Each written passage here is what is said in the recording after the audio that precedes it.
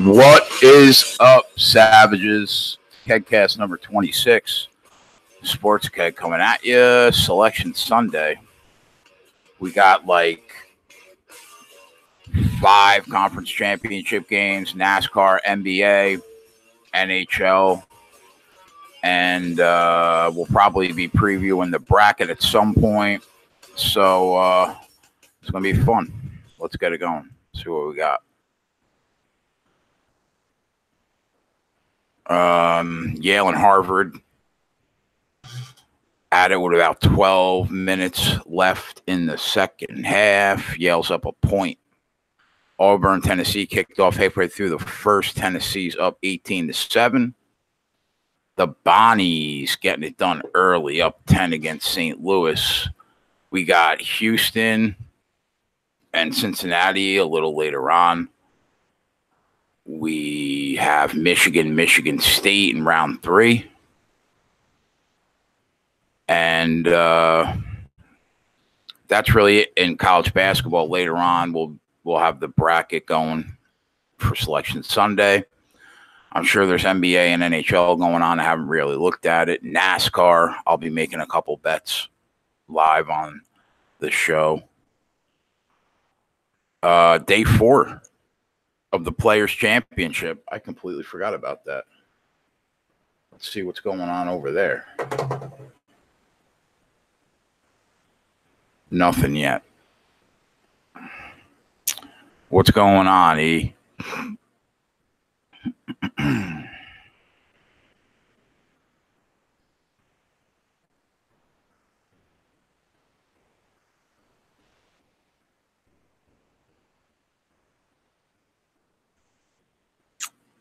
So it was a good day yesterday. Picked up 3.5 units on UFC Fight Night London. I sent out one play. What's good, Adam? I sent out one play yesterday and suffered an epic loss in college basketball. Fucking brutal. Kentucky gets outscored 18-5 the last minute and a half of the game, and we lose by 4. Fucking disgrace.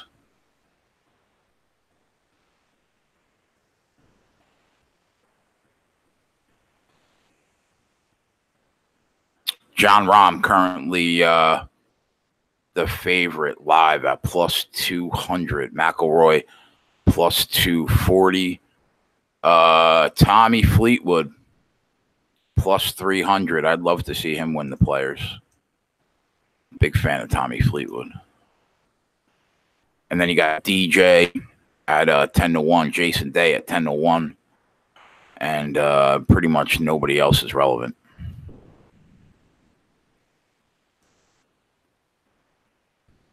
What's up, Trig? Adam flying to Vegas Wednesday night through Sunday. Get that West Coast in you, big boy. Let's look at the leaderboard for the Players.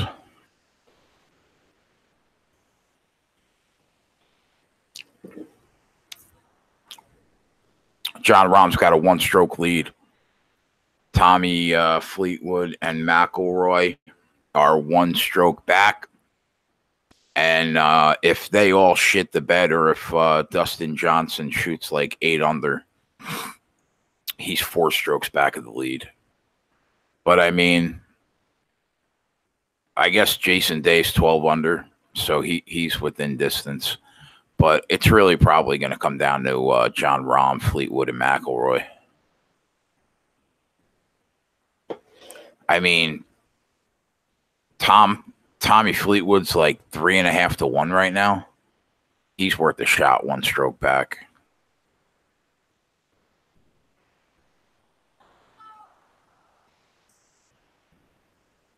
I got a big money line bet on Houston to win the AAC at like minus 200. I might watch the Michigan State game, see how that goes. maybe bet something live.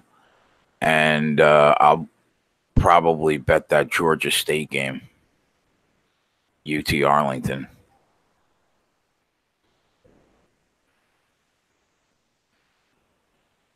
The Bonnie's up 7 right now against St. Louis. And then what's going on in the NBA?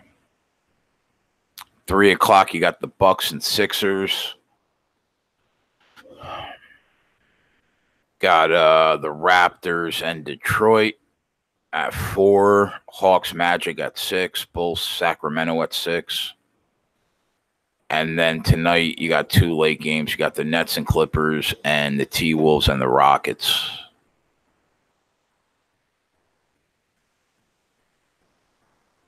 What about hockey?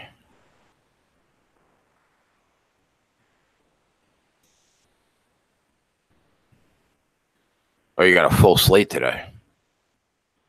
Devils and the Avs, the Blues, Sabres, Islanders and Minnesota, the Canucks and Stars, Flyers, Penguins, Panthers, Ducks, and 10 o'clock tonight, you got the Knights and the Oilers.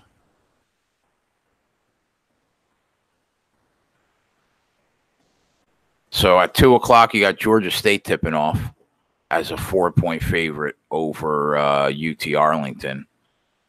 And then at 3:15 and 3:30 are the 2 games. Houston's -5 against Cincinnati. Michigan State's a pick. Michigan's -115. Michigan State's -105. I mean, Cincinnati and Houston played twice this year. There was one really low-scoring game and then one high-scoring game where Houston blew Cincinnati out of the box. I would expect a low-scoring game today. It's probably somewhere around the number, a 126.5. I think I could see the Michigan State game going over 131.5, though. I have no opinion on the total in the Georgia State UTA game.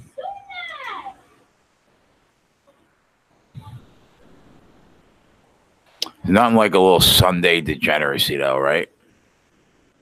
Can't beat it. Nothing like scraping a unit.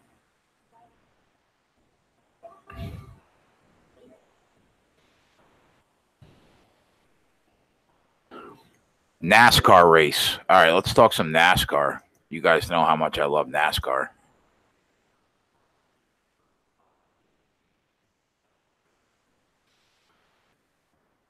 I'm an Italian redneck from New Jersey. That's right. I said it. I'm not even going to apologize for it either. I love this shit.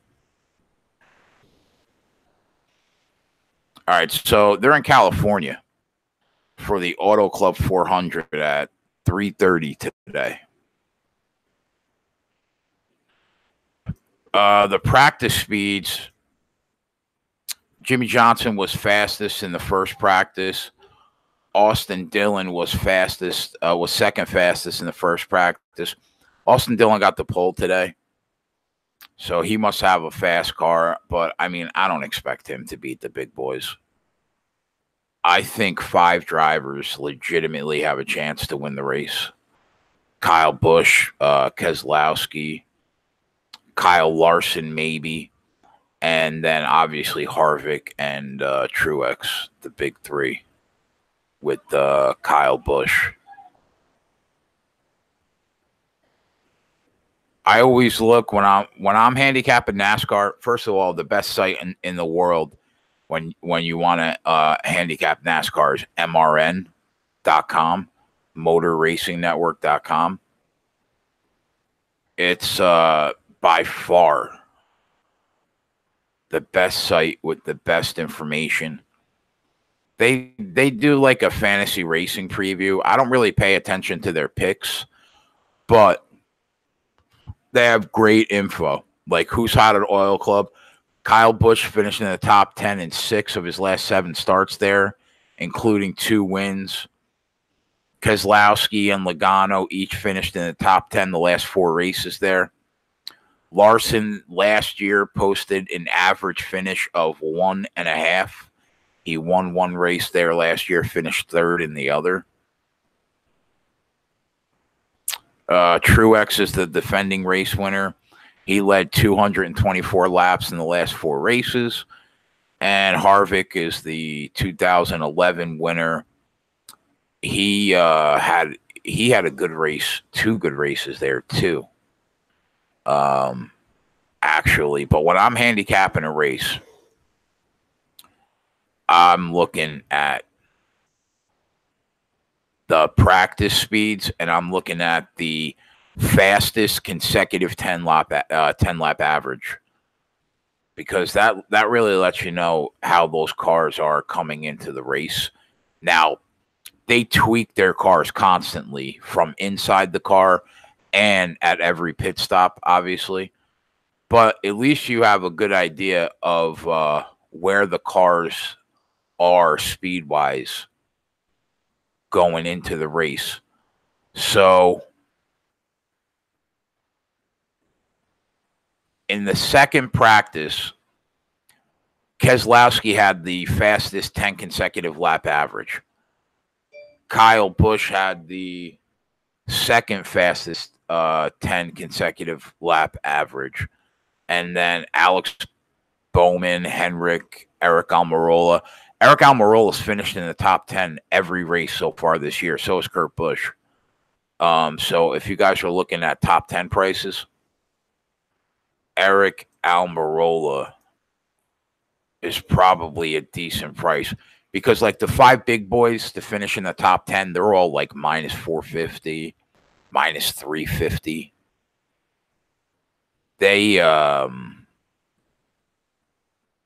got some crazy prices as far as top 10s.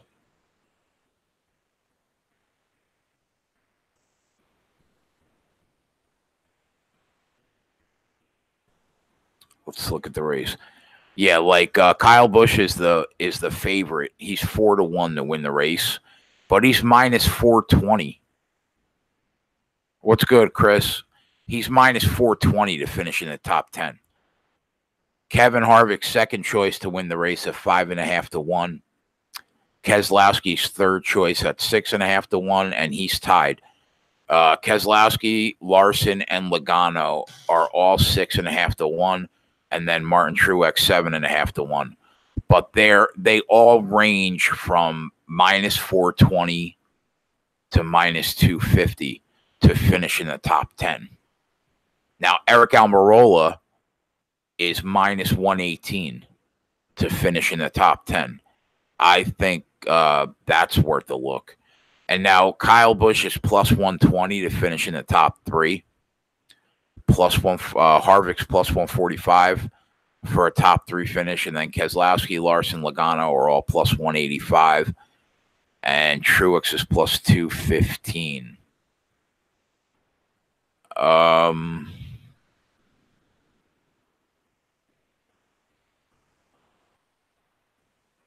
I want to look at the starting lineup. On the front row is Austin Dillon and Harvick. On the second row, Almirola, Kyle Busch, and then Logano and Denny Hamlin are on the third row.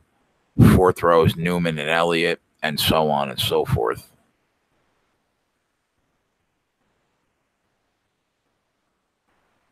Martin Truex qualified pretty shitty. He's 27th. But I think last year he was really good at that track.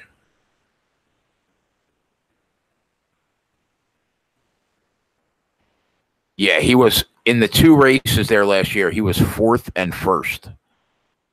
So at 7.5 to 1, that's not bad.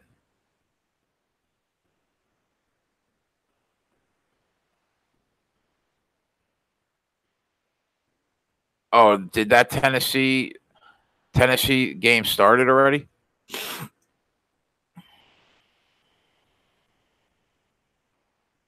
Oh yeah, I got a future on Auburn at plus 475 to win the SEC. So let's go Auburn.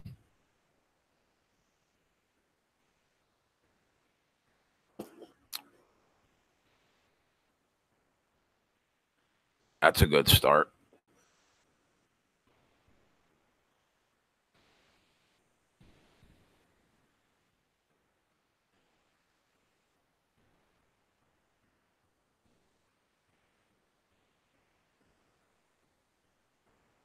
Yeah, there what is there like a minute to go in the first half, somewhere around there.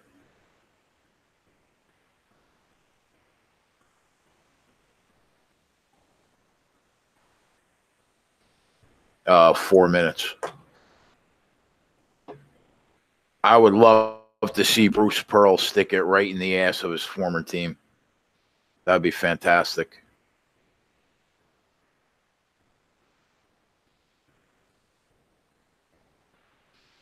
31-18 with 3.5 minutes. Fuck Tennessee, man, after what they did to me yesterday against Kentucky. What a joke. I mean, come on. Let's be serious for a minute. What a fucking joke that was.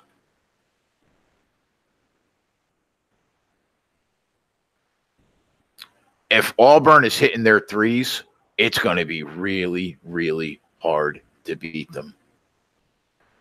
40% of their points come from beyond the arc. So if they're hitting threes, you're fucked.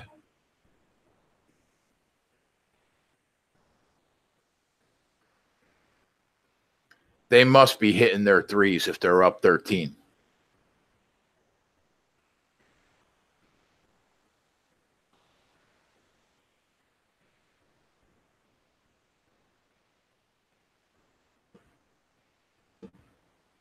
They're no pushover, man. 25-9. They went 11-7 this year in the SEC.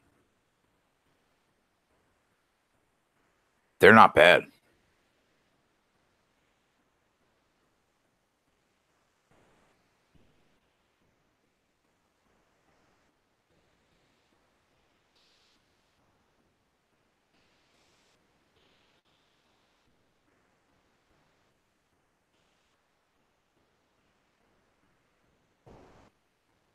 You guys got any NBA action today?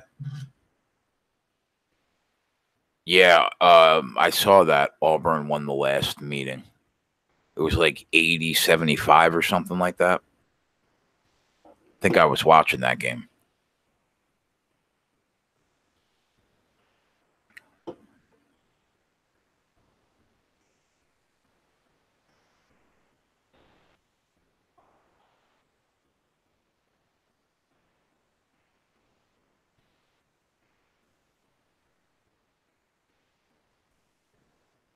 Trigger, you bet anything for the NBA?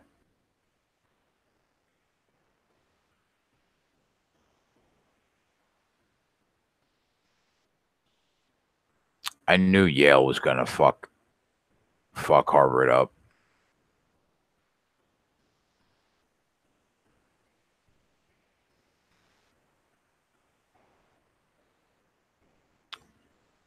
They looked like the best team in the Ivy League all year. It was back Yale or pass. Even though Harvard beat them twice this year, actually. As good as Yale was, Harvard beat them both times. But that doesn't mean anything. That's why I think Michigan wins this game today. I really think Michigan wins this game today.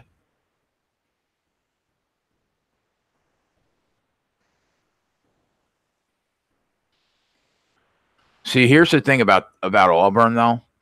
You can come back on them easily because they'll miss like 3 threes in a row going down the court, and they'll let you right back in the game.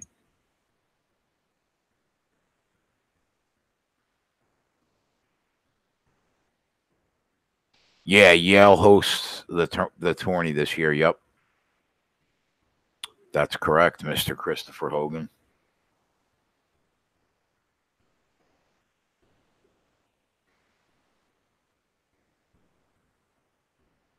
What's up, Steve?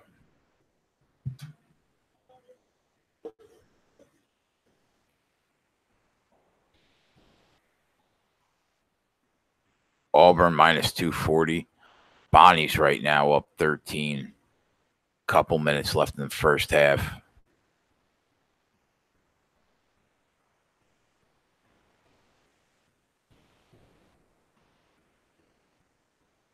Yeah, I think Michigan gets it done too, Steve.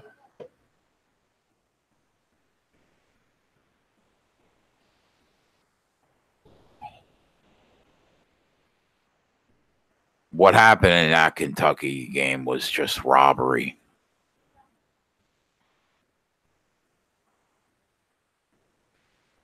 I got a big bet on Houston money line.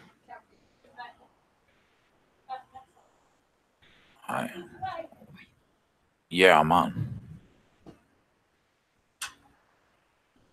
Put the thing under the door, please.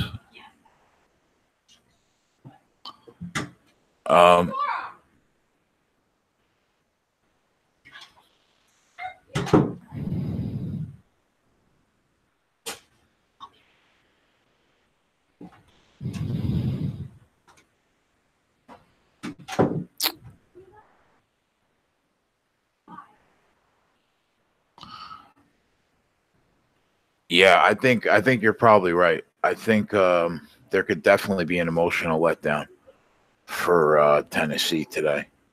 I mean, it really comes down to if Auburn shoots even close to 45% from three, they should win this game.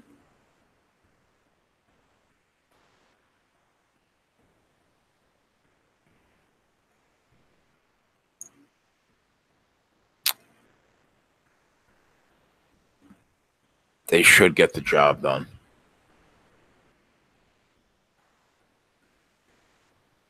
I wasn't a big fan, though, of Tennessee all year. I thought they were a paper champ. I thought that number one ranking in the nation was a joke.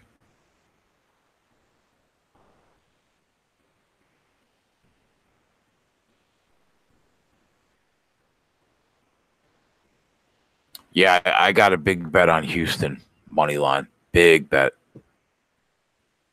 I just think they're too good.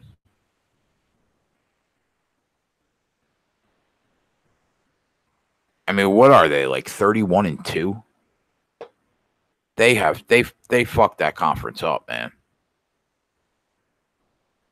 I love the Zags. Love them. I think they're probably the best team in the country, even though they didn't win their conference final against St. Mary's.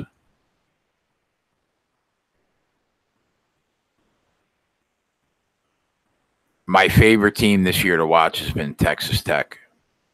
I'm super, super high on Texas Tech. Best thing that could happen at Texas Tech was losing to West Virginia like that. Same thing for Gonzaga, I think. I think it was the best thing that could happen that they lost that game.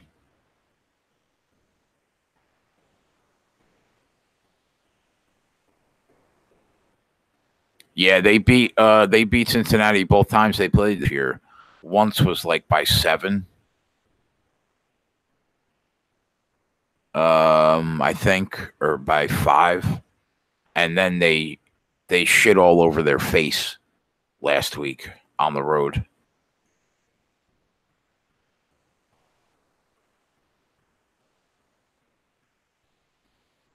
Did you guys bet the St. Bonnie game?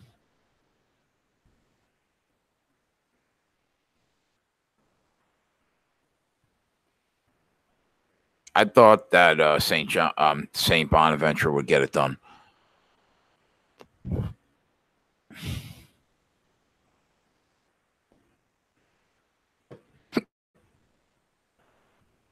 Auburn goes into the break up 9.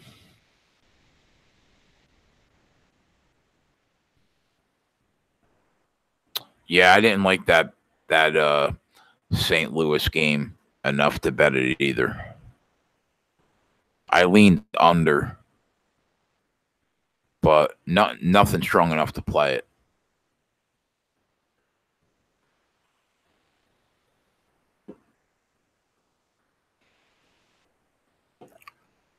Wow, are the Lakers going to lose to the Knicks? Knicks are only down 4. Is LeBron playing today?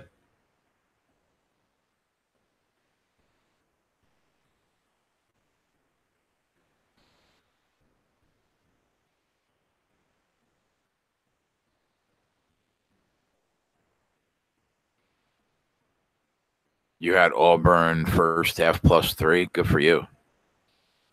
I'm hoping they win so I could pick up. I laid 100 to win 475 for the SEC conference tournament. If Kentucky would have won, I would have had both teams in the tournament, and I would have won either way. But we all know how that went.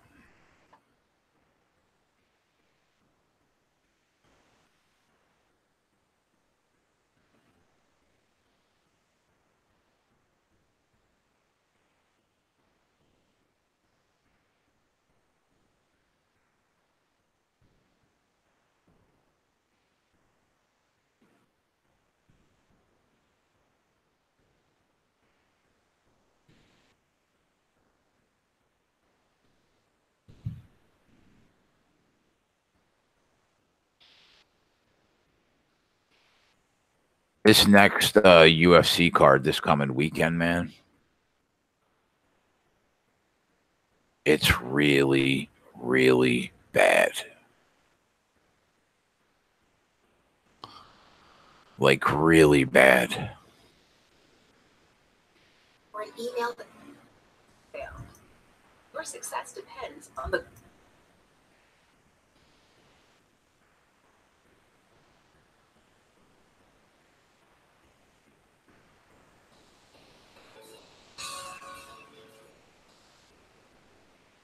Not like a little Rage Against the Machine.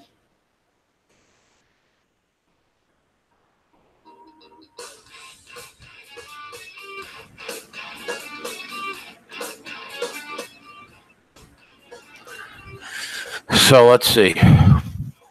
So I took a shot with Tommy Fleetwood at +350 to win the players.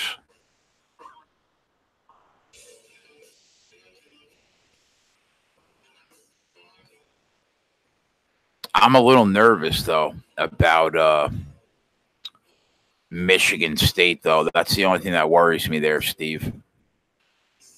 I think Michigan's going to win, but I mean, I guess I could easily see Michigan State winning the game. I just can't see it with Cincinnati. I just think they are fundamentally a worse team.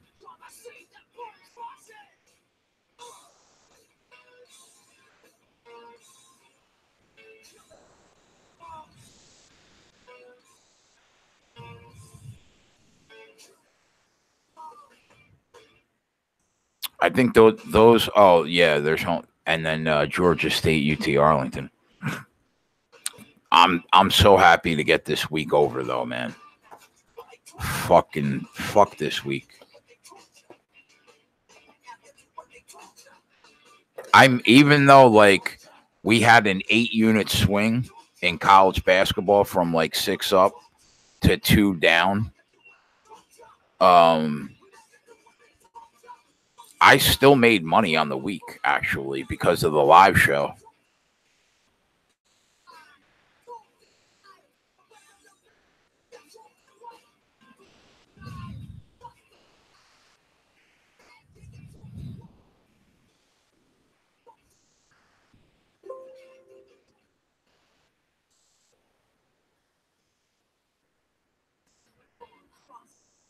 I don't know who to take a shot with here in this NASCAR race. I'm going to take Eric Almirola top 10 finish.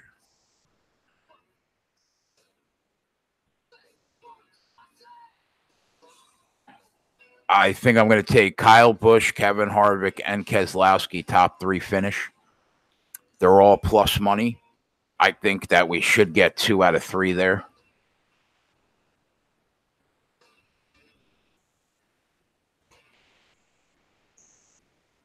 What's up, Ivy? Trigger, are you still in here, bro?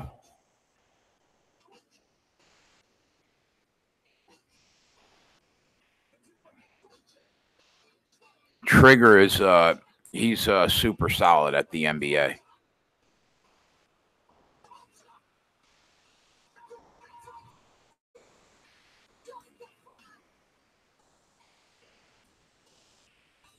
I mean, if I was betting the game, I'd probably just bet the Bucks minus 200 on the money line and not worry about the points.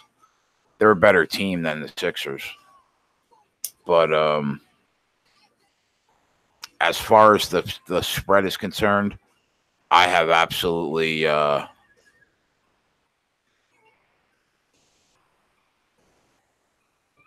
do I go over EPL? I hate soccer, but Anthony loves soccer, and Joe Ranieri hooked me up with a professional soccer handicapper that is really good that we're going to have on at some point this week.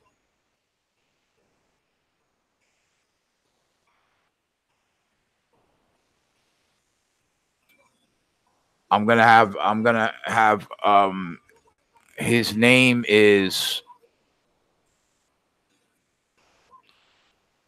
Charles Meschel.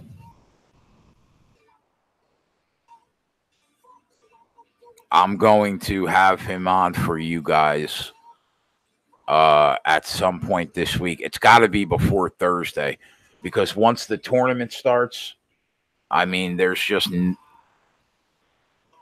he won't be able to come on Thursday, Friday, Saturday, Sunday of every week for the next 3 weeks. I think the playing games are on Wednesday too, aren't they? So maybe Tuesday. I know tomorrow, Twatty and Anthony are going to do the MLB season preview.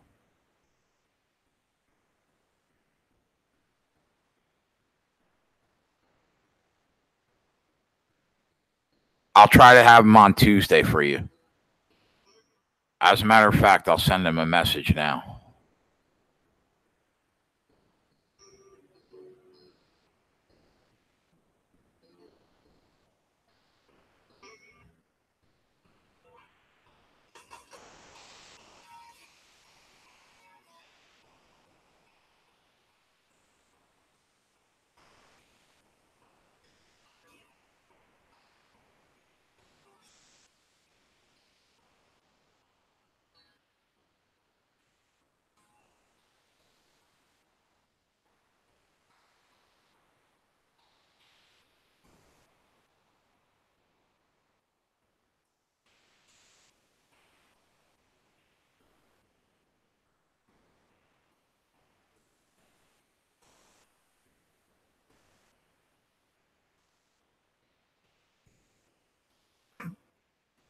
The Sports Bet Daily Show starts on the 25th on Odds Market. So I'll be on every week that there is a UFC show. And once football starts, it's going to be crazy. I'll be on a lot for football. So check that out at Odds Market and on Twitter at oddsmarket.com. It's the Euro site for SBR, basically.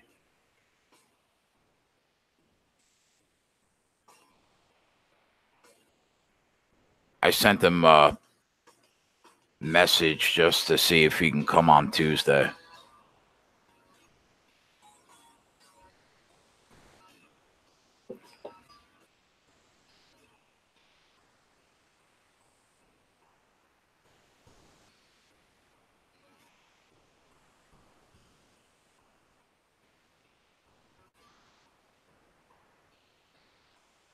Is the music too loud?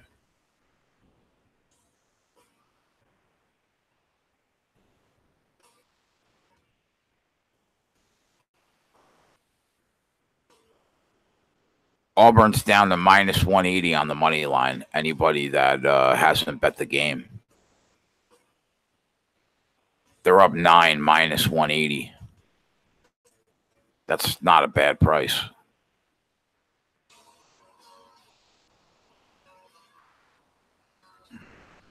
They could either shit that lead away, or if they're hot from 3 in the second half, they'll be up 20 before you can blink.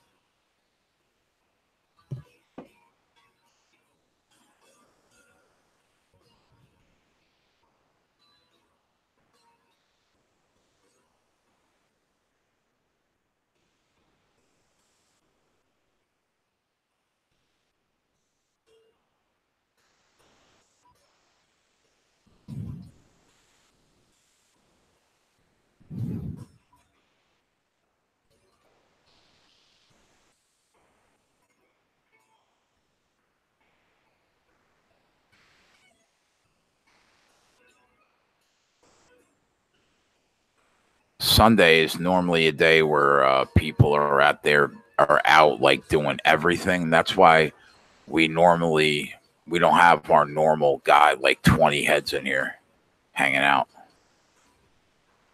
I went 8 for 12 on the UFC show, and we picked up just under 4 units, and I got a thumbs down.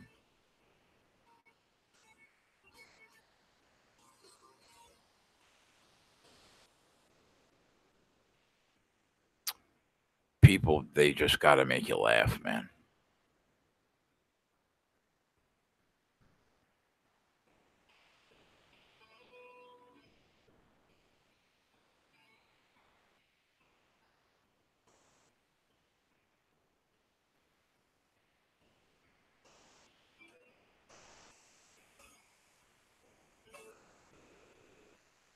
Yep.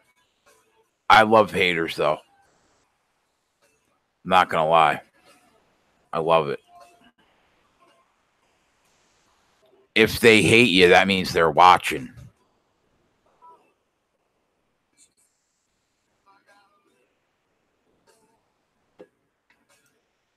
What's up, Alex?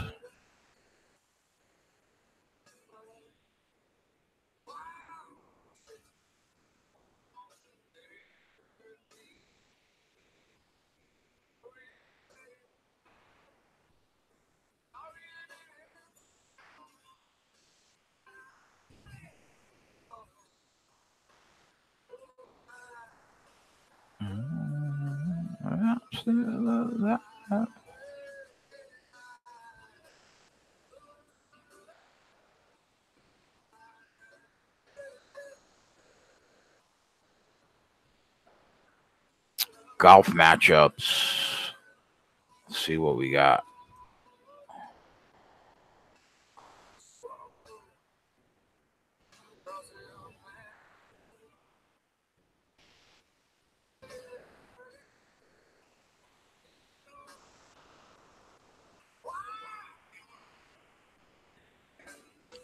Dustin Johnson's minus 200 against Brian Harman for best round. McIlroy's minus 110 against Jason Day.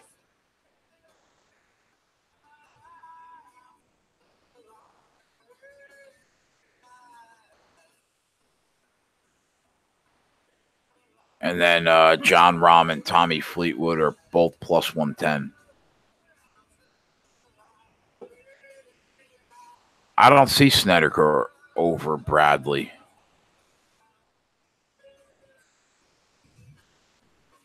That sucks.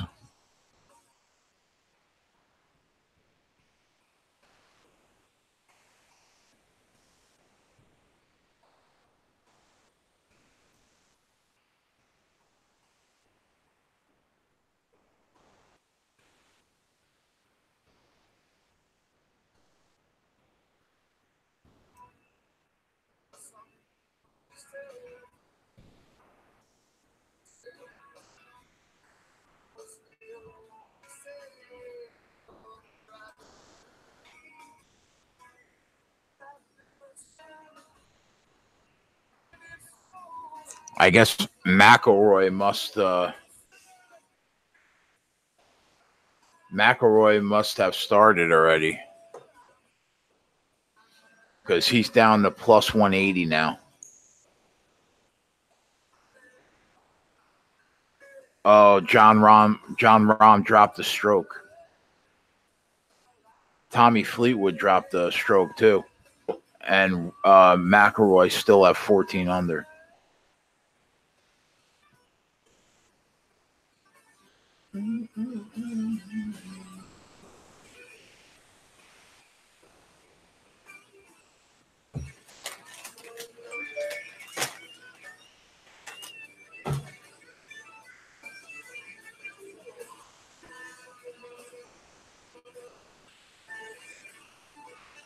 Oh, the that guy Charles just got back to me about coming on the show. He said he would love to come on Tuesday, but after this weekend they have the international break. So I guess there's no international soccer, I guess.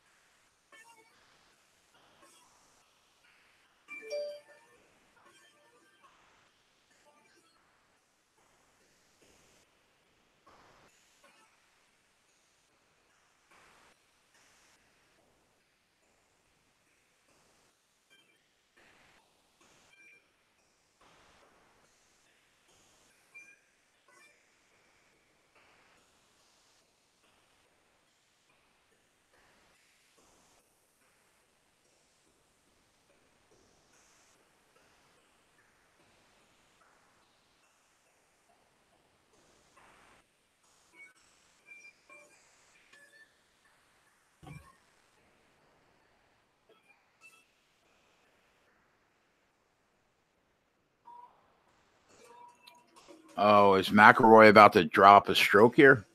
Because he just went back up to plus 275.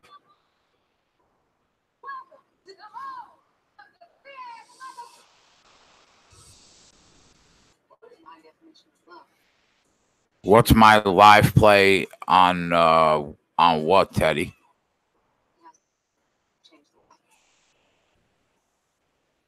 I took Houston money line. That game starts at 3. I'm going to watch the Michigan State game. See if I can make a live play on that game. I have a future on Auburn to win the SEC championship at 475 plus 475.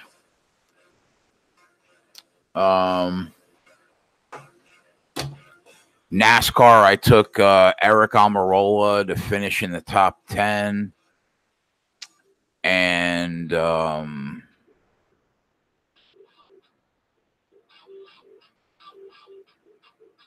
going to bet Kevin Harvick and Kyle Busch to win the race.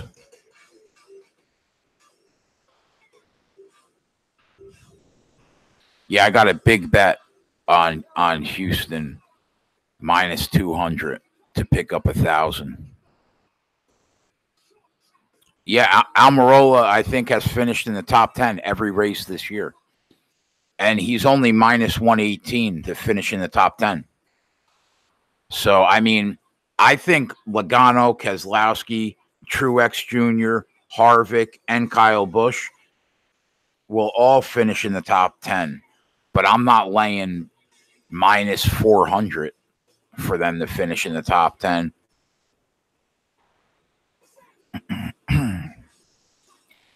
I got Kyle Busch at plus 450, Kevin Harvick at plus 550 to win the race.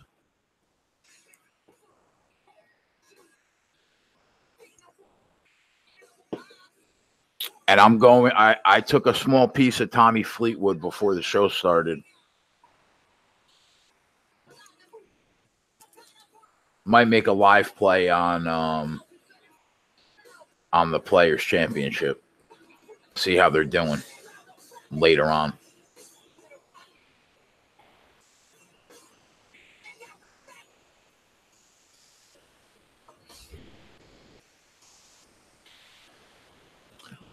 Yeah, Truex Jr. qualified 27th, but last year in the 2 races that they had in California at the Auto Club. He won one and finished 4th the other race. Honestly, it doesn't mean that much in NASCAR if guys start from far back. It really doesn't. You could change out 2 tires in a pit stop instead of 4 and make up 10 spots in one pit.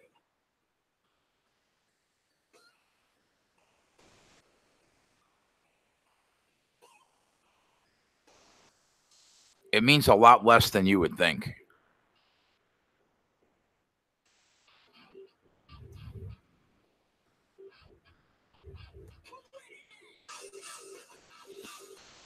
Auburn up 7 right now, 17 minutes to play.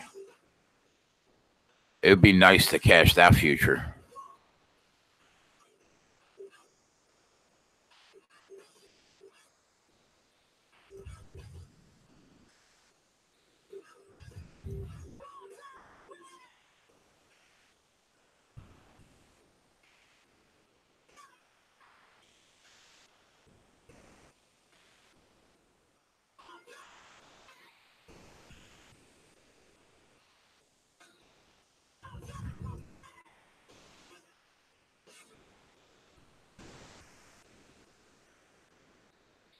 Auburn up 41-28.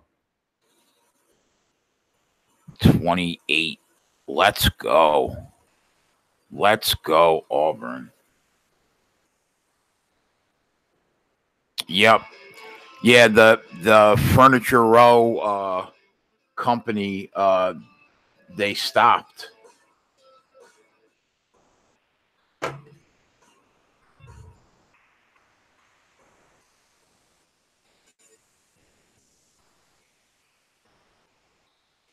They're no longer in the race game.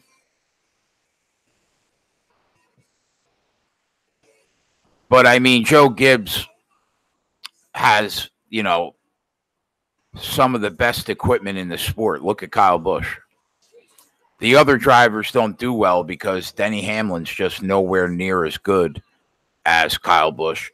Truex is really good. So he is going to excel over there. And then Ford has the best engine in the sport right now.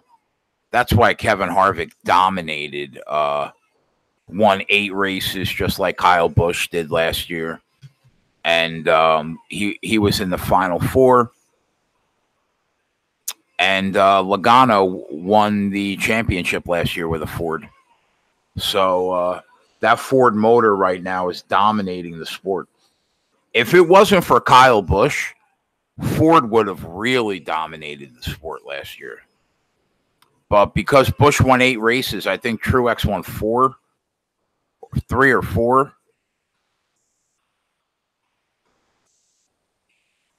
I mean, there's nobody. No, Dodge, no.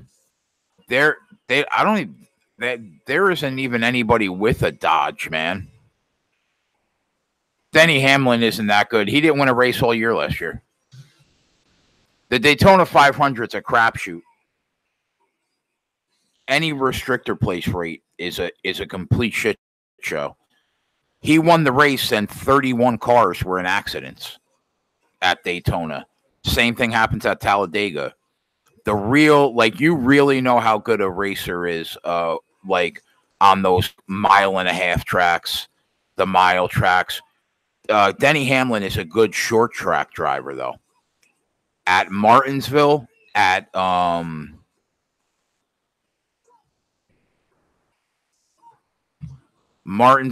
my favorite track, which is Bristol. They're half-mile tracks. Denny Hamlin and Kyle Busch are probably the 2 best in the sport. But, I mean, on normal 1.5-mile tracks, Denny Hamlin's not that good. Today's a 2-mile track, California, but it's not a super speedway. There's no restrictor plate like there is for Daytona and Talladega.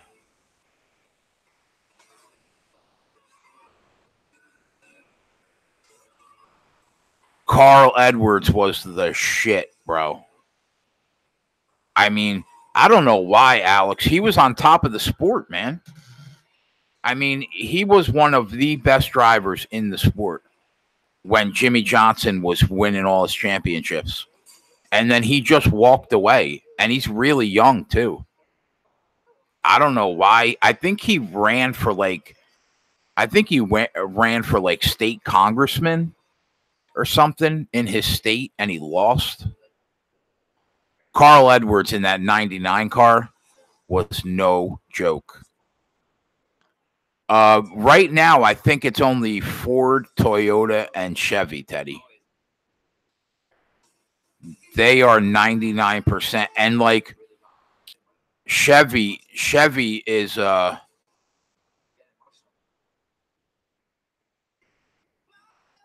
oh, he was in the 19 car. Oh, Carl Edwards you're talking about.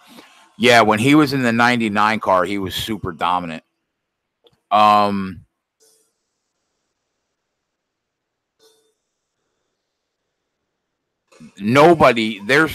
Chevy motor is like miles behind that Ford and Toyota motor. Miles.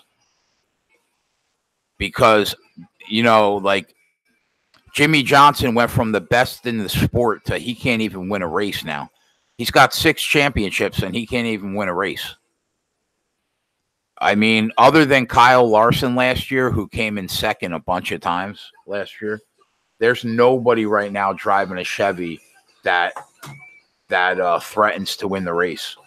Chase Elliott, and Kyle Larson are the 2 best drivers right now driving a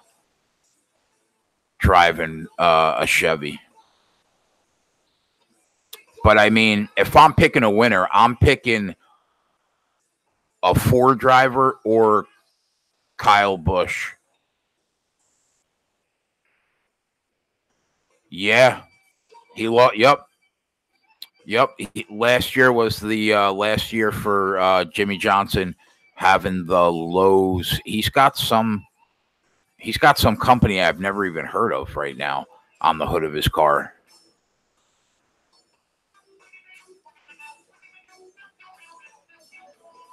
That's a good point, Teddy. That's a valid point, bro.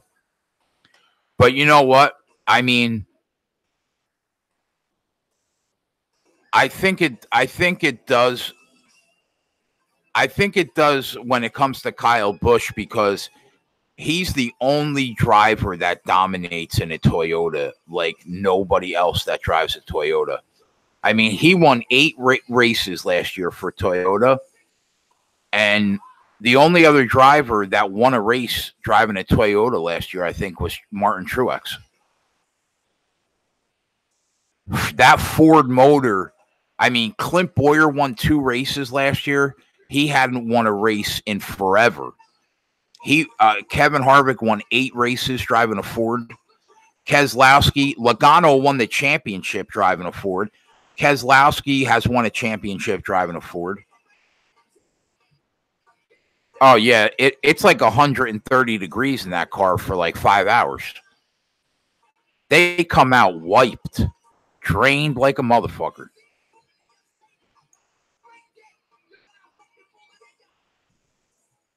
I'm gonna cash that Auburn future, I think.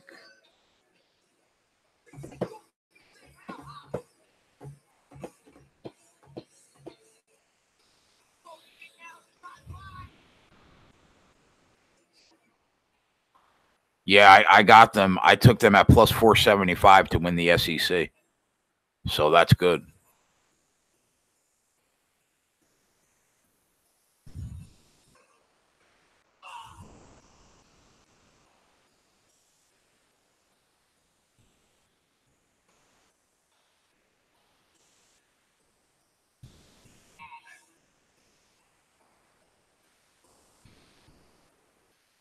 Yeah, they're killing them right now, huh?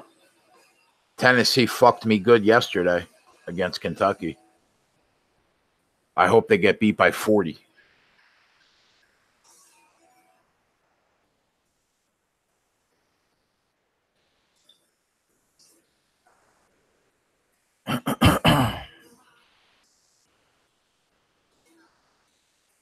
Anybody else bet Auburn to win the SEC?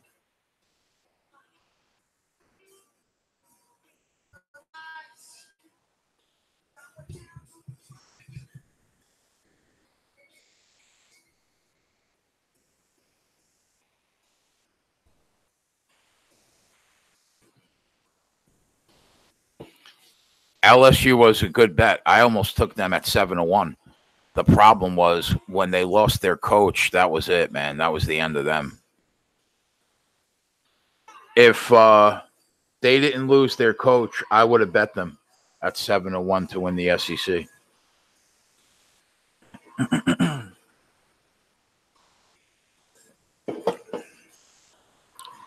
I had Kentucky plus 160 and Auburn plus 475.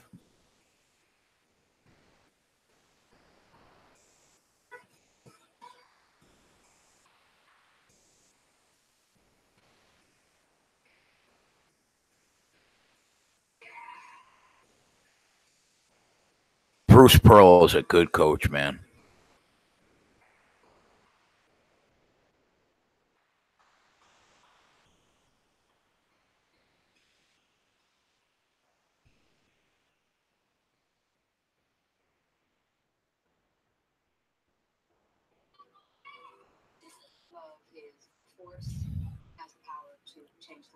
I think the race starts at like 3:30.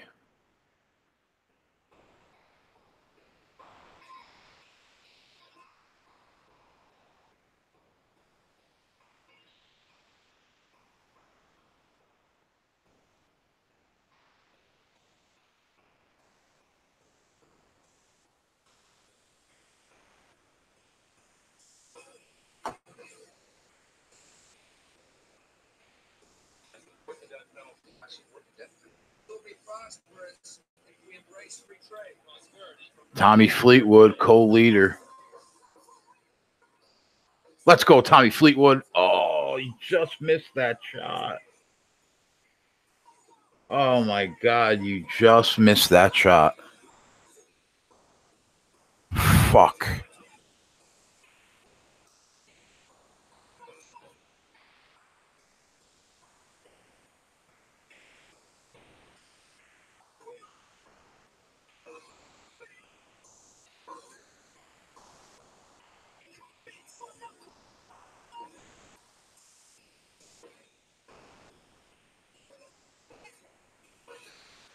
Dustin Johnson is plus 450 now, so he must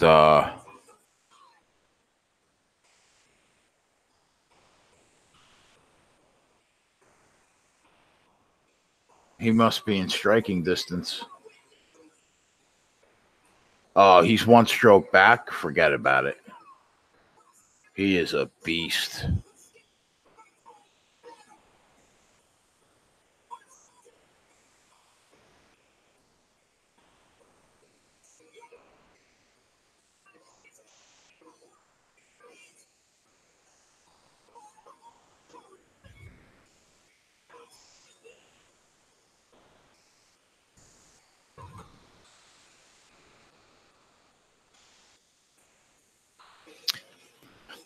St. Bonnie gave away that lead. St. Louis is only down 1.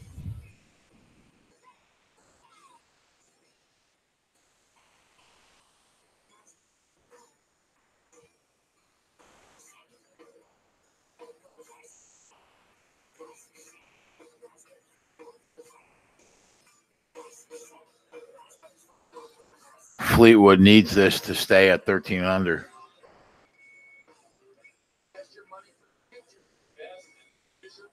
That was a nice putt right there. Clutch.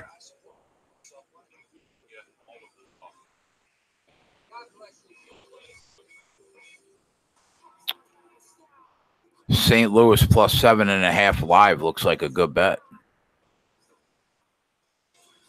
They're only down 1.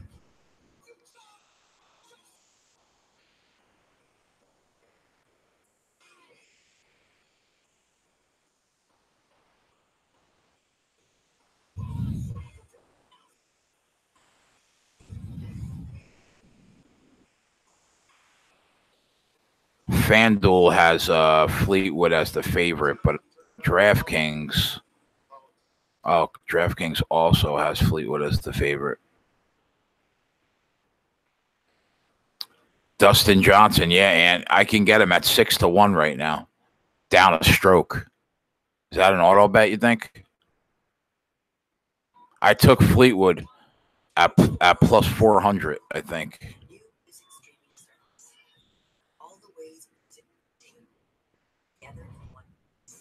Yeah, I saw you got Dustin Johnson for a quarter unit.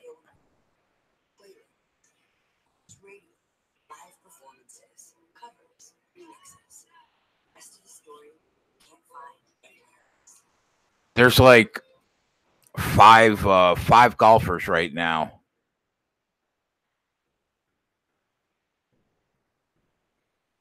Five golfers are at 9-1 or lower. Fleetwood is still the favorite though, at 3.5-1.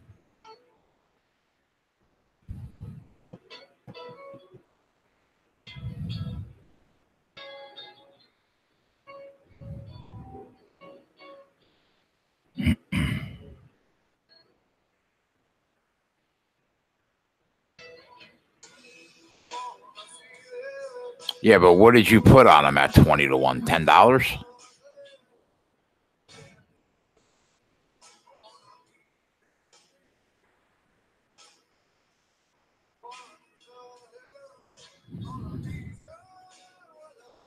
I mean, I'll bet him right now. I'll put 100 on him at 6-1 if he's going to win.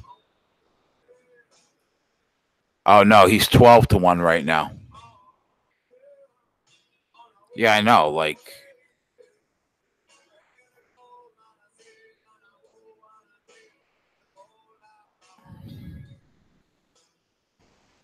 you're gonna fucking troll me from the chat, or you're gonna come on the show?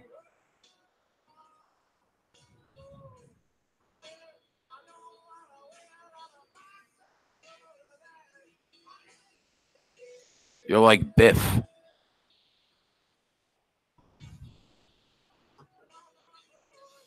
Dustin Johnson is 12-1 right now. So he must have missed a shot. You're bedridden with a migraine, you man cunt. I'm like 50% metal, and I get out of the bed every day.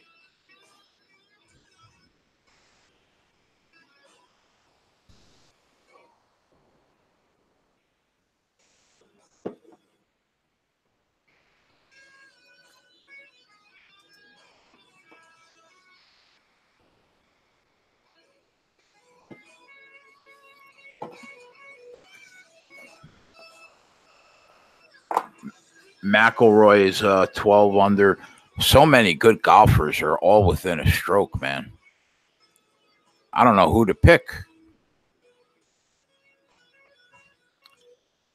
Fleetwood 2.5-1, McIlroy 4-1, John Rahm 6.5-1, Jason Day 9-1, and Dustin Johnson 12-1. Yeah, his head hurts, Steve.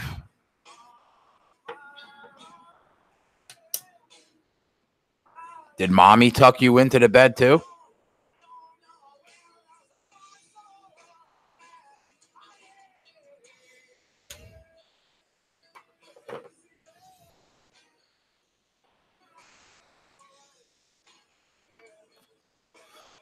Yeah, Furyk is 12-1 also.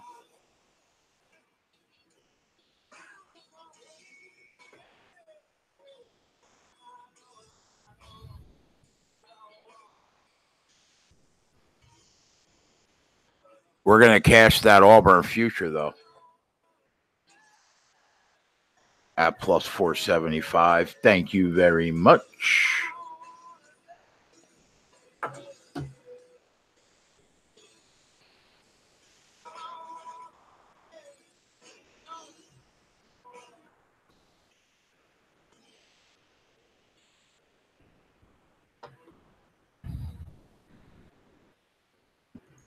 Yeah, they're up 22. The way they're playing right now. They might win by 35.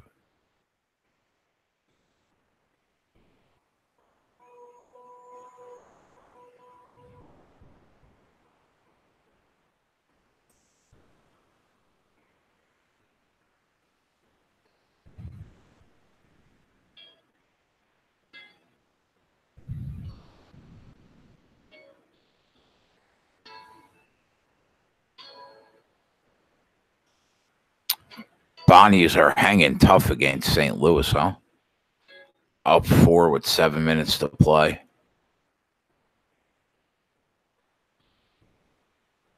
Figured that would be a close one.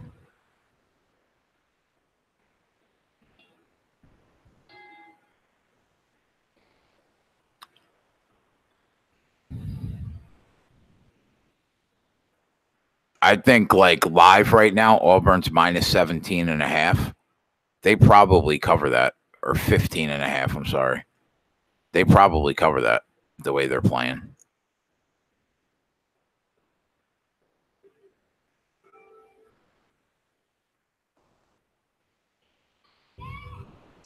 Love is a force. It has the power to change the world.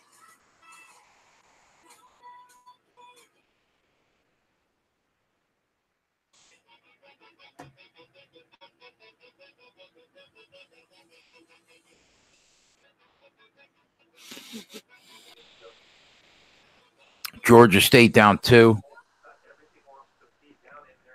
I got them for a unit on the money line.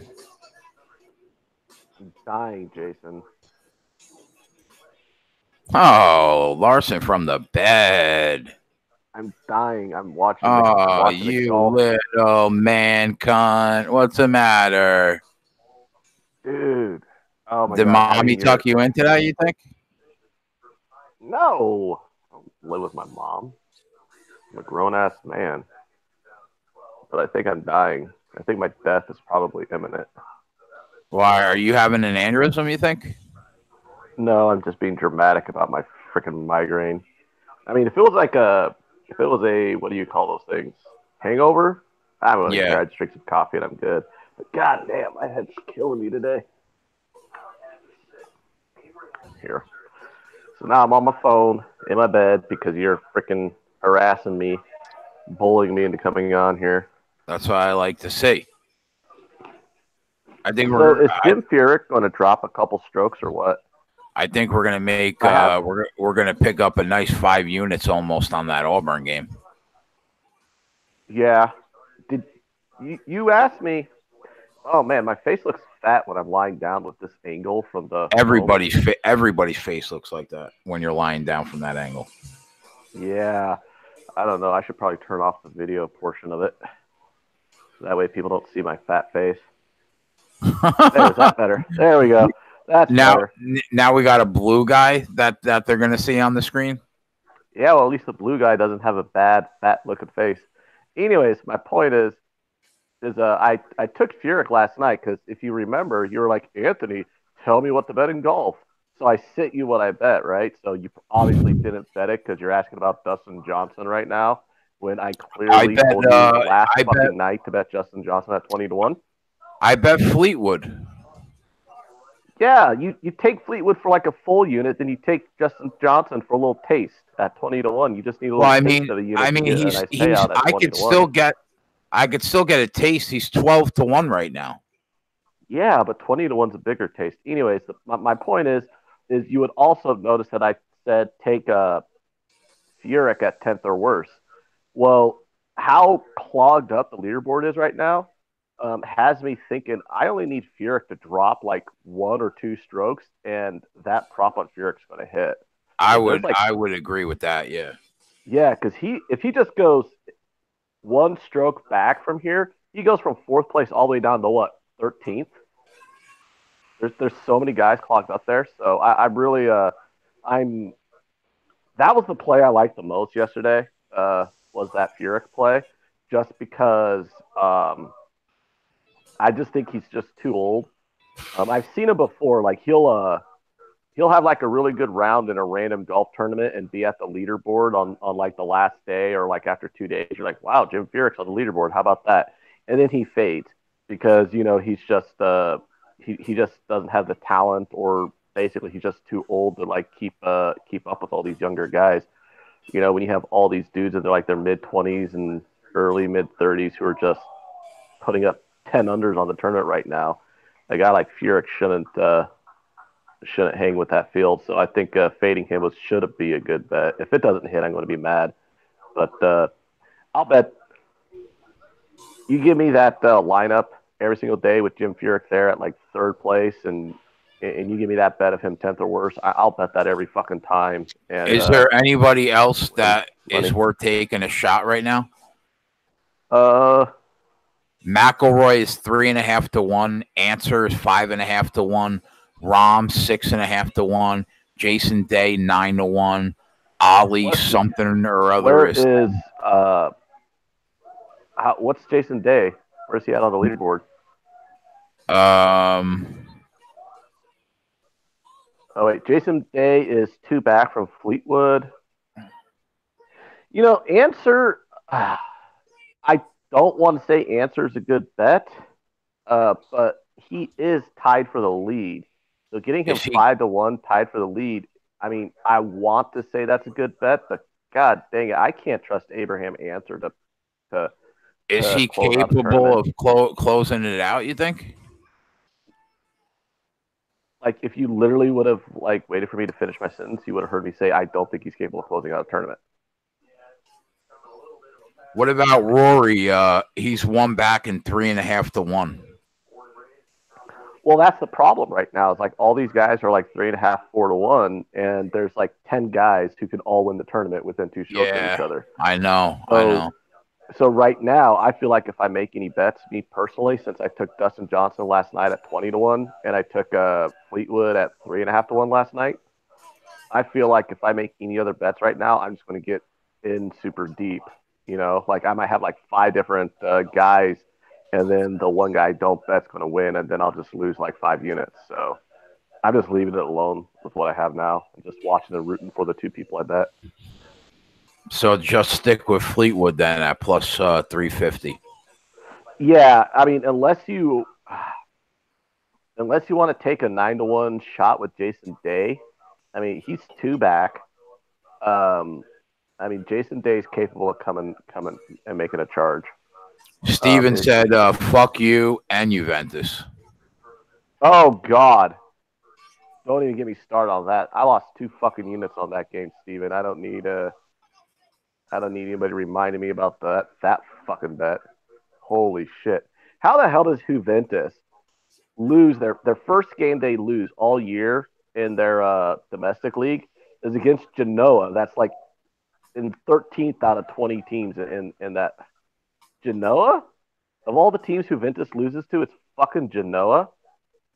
I don't know what to tell you on that one, Steven. I'm baffled.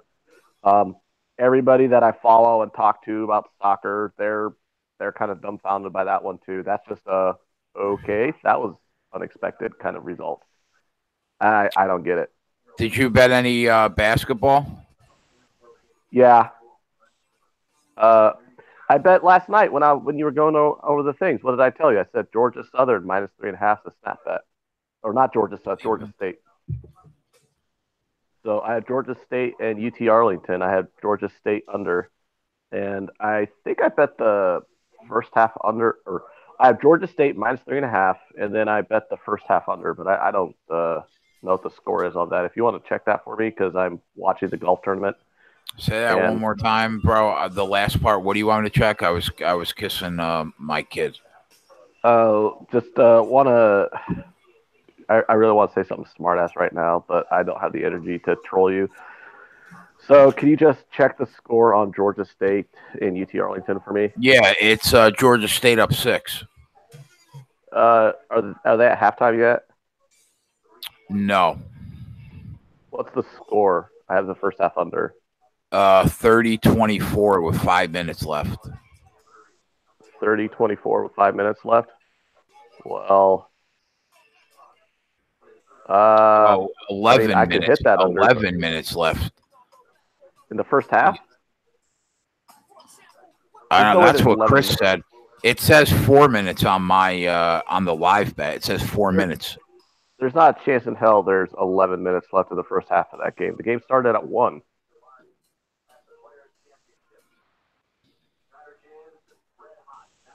And it's probably 4 minutes. Okay. Well, even at 4 minutes, my under's kind of shaky. I have it under 63, so if it's 30-24, they're at 54. So, I mean, the under could still hit, but it would be, I'd say it's maybe only 20% that it hits. So, yeah, but my stronger play on that game was Georgia State. Yeah, I have Georgia State money line for a unit. Oh, yeah, I bet that's going to be a winner. UT Arlington, they don't even deserve to be in that conference tournament final. What it is, they got a double bye right into the semis because the top 2 seeds in that conference got double byes right into the semifinals. But Georgia State was the number 1 team, and then there's 4 teams that were tied in conference record, and UT Arlington got the 2nd seed based off of like 5-6 different tiebreakers. So they got a double bye into the semifinals of the conference tournament based off of a bunch of Fugazi tiebreakers, and they're probably like the 5th best team in that conference. So there's I just think so that Georgia State bet to me is probably the best bet on the board. That's why it's the only one I bet. I got Houston money line too, big. Ooh, really? Yeah. I don't know. I don't like taking big bets on money lines when I think Houston could probably lose that game. You think Cincinnati? Okay, I mean, they played last week and they beat them by like 30, and then they beat them the first time by like 7, I think. Well, I'm not going to come out here and tell you that I think Cincinnati's going to win. What I'm telling you is I think Cincinnati has enough shot of winning that it's going to scare me off of laying a big price on the money line. Yeah, I hear you. I hear you. But speaking of big prices on the money line, remember last night when we were asking about that boxing? Yeah. What did Twatty say? Those 400s, those minus 400s, minus 500s in boxing always win.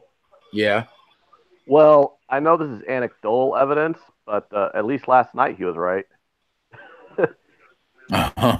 Yeah, I'm mad at myself for only risking 1 unit to win a quarter unit on that at minus 400. I should have just fucking unloaded the clip on my account because that bet came through. St. Louis took the lead on the Bonnies. Good. I don't want St. Bonaventure in there. That's a terrible team, and it would be absolutely absurd that they make it into the tournament. So what the hell happened to our Washington, man? Holy crap. Oh, my God, man. It was like everything was going according to plan for that first half, right? I got Washington at like a nice plus 160 number. And I'm like, all I need is for Washington to come out in the second half, score like on a 7-2 run, and I'll get both sides at plus 160. So what does Washington do? Ooh, they made me happy. They're like, oh, look at that. Washington, brilliant slam dunk to open the half. And then they don't score a basket for like another. Yeah, that's right, Furyk. All right, woo! He just left a par putt 2 inches short. Suck on that, you old bastard.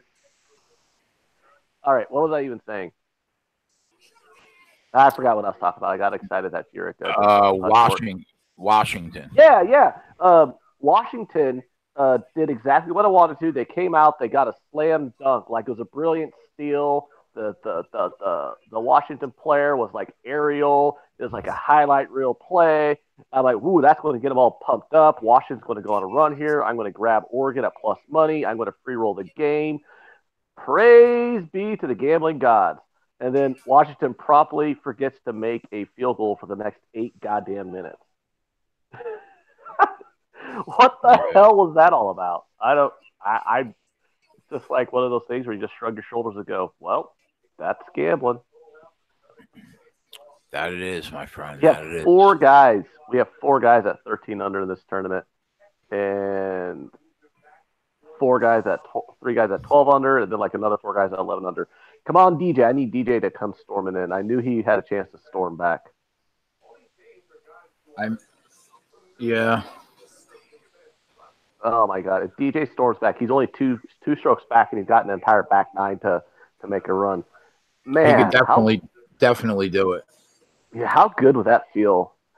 How big will I think my dick is if DJ gets this home for me at 20-1 when I took him yesterday? I mean, he was 3 strokes back, and he's the best golfer in the world. No, he was 5 back. I thought it was 14, and he was 11 under.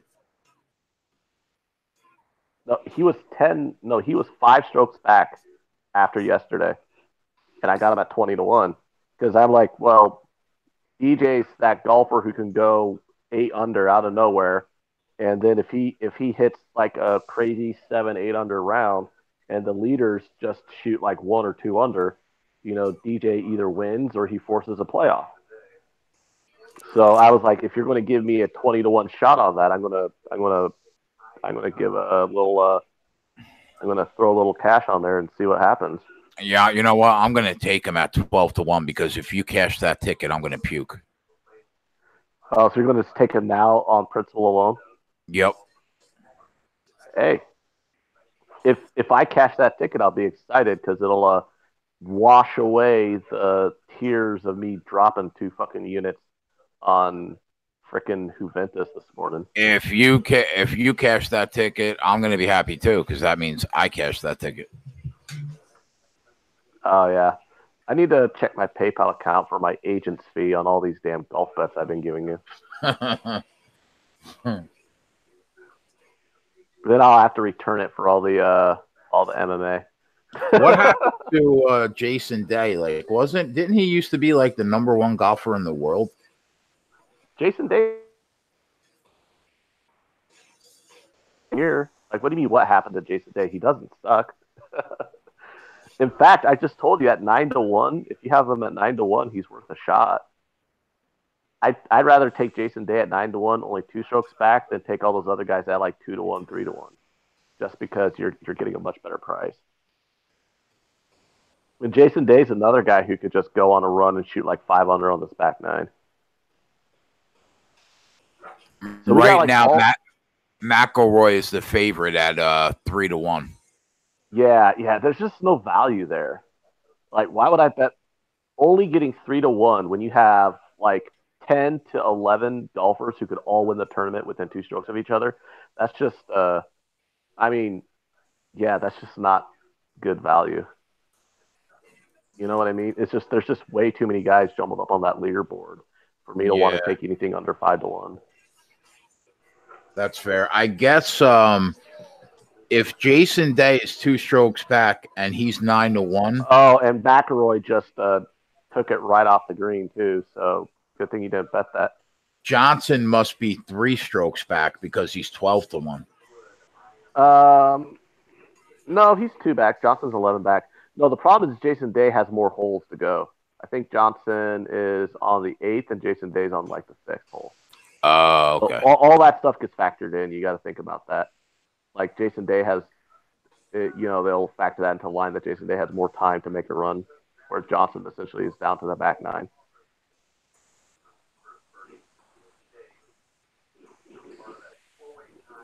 But yeah, Abraham Answer and Schneider Johns. Yeah, I wouldn't take either one of those guys, even though they're leaders.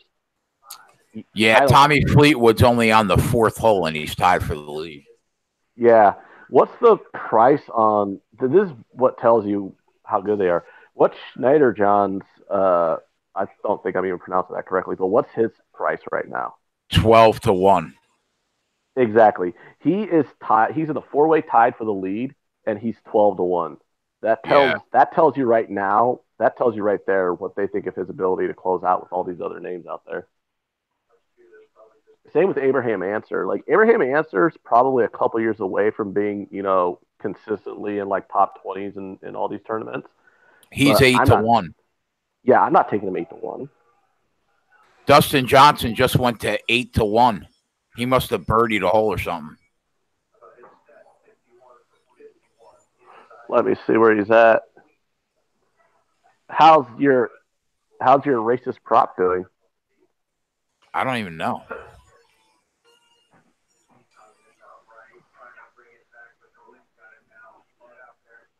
Ooh, yeah, Schneider Johns just went right into the rough.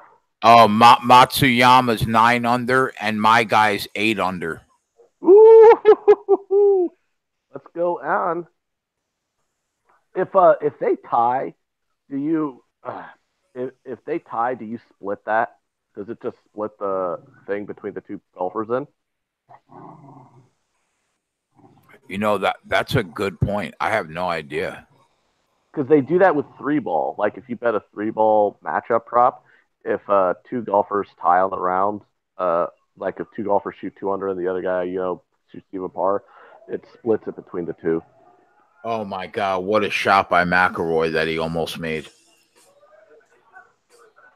Oh yeah, yeah. Like literally, if he was like 2 inches over, he would have went in. That is an amazing shot. So you have like 6, 7 conference tournaments going on right now, and we are like live streaming the golf tournament. Yep. That's why they love us, though. We talk about everything.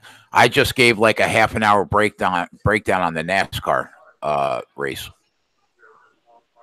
Oh, you did? All right. What am I taking? Check to see if you could bet top tens. I can't. No? I can't. I'll tell you right now, I can't. I never have been able to. Well, then let me know what the odds are on Kyle Busch and Kevin Harvick. All right. You actually gave the breakdown of the NASCAR? Yeah.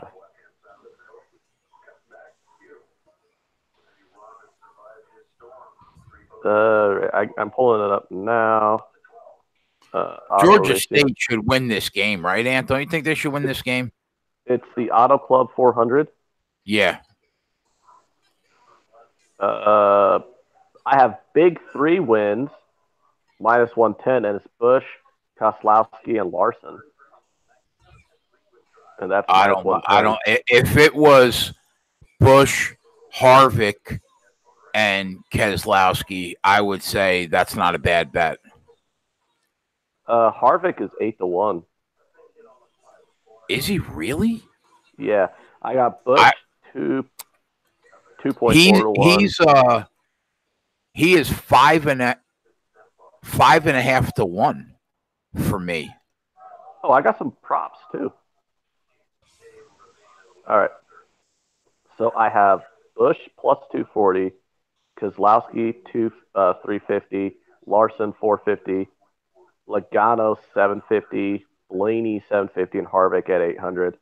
I think Kyle Busch, Keselowski, or Kevin Harvick win the race. So should I just take the 2 bigger prices? I mean, I took hold on, let me just check I want to check the odds. You have to bet Kevin Harvick just based off those odds alone. All right. What about this one? I have a driver. I have 3 different driver matchups. Logano versus Martin Truex Jr. Yeah. Logano's minus 125 and Truex Jr.'s minus 105. I mean, last Larson year at plus money against Logano. Last year at this, they raced there twice. Truex won one race and finished 4th the other. But the problem is he's in a different car now this year. I took Kyle Busch at 4.5 to 1 and Kevin Harvick at 5.5 to 1. That's what I bet to win. And then I bet Eric Almirola to finish in the top 10. I think the winner is either Busch, Keselowski, or Harvick. So should I take Keselowski at 3.5 to 1? Yeah, I guess just because of the odds. Yeah, that's a really bad price on Kyle Busch that they're giving you, because Keselowski's 4.5 to 1 at my book, and Kyle Busch is 4.5 to 1 at my book. What about these three matchups? I got Kozlowski versus Bush. And see, this is what doesn't make sense. Why is Kozlowski? Oh wait, no, I guess it does make sense. I have Kozlowski minus 110, Bush minus 120. That's silly. Then I have Logano and Kyle Larson. I could take Logano minus 133 and Larson plus 113. I mean, I think Kyle Larson finished first and third at that track last year. So based on that, I would take Larson. At plus money? Yeah, because his average finish is 1.5 the last two races there. All right, I just took all those then. Tell me if I won. Yeah, I will. I'm done talking golf. So you took who? Harvick and Keselowski to win the race? I already forgot.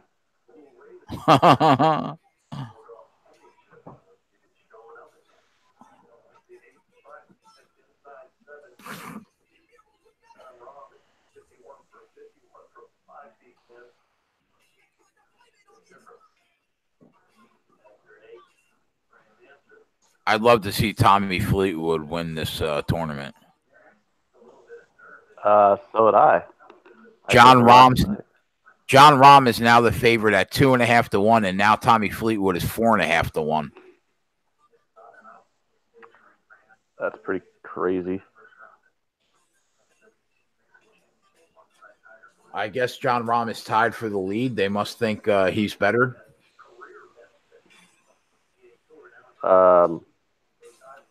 Rahm, Fleetwood, Snyder, Johnson, Answer are all tied for the lead. Although Rahm and Fleetwood aren't exactly lighting the world on fire at the moment, they're both plus par. McIlroy, Rahm, and Fleetwood have all dropped strokes since yesterday. So Answer's about to drop a stroke if he doesn't make this 14-footer. Yep, he missed. Dude, barely missed it too.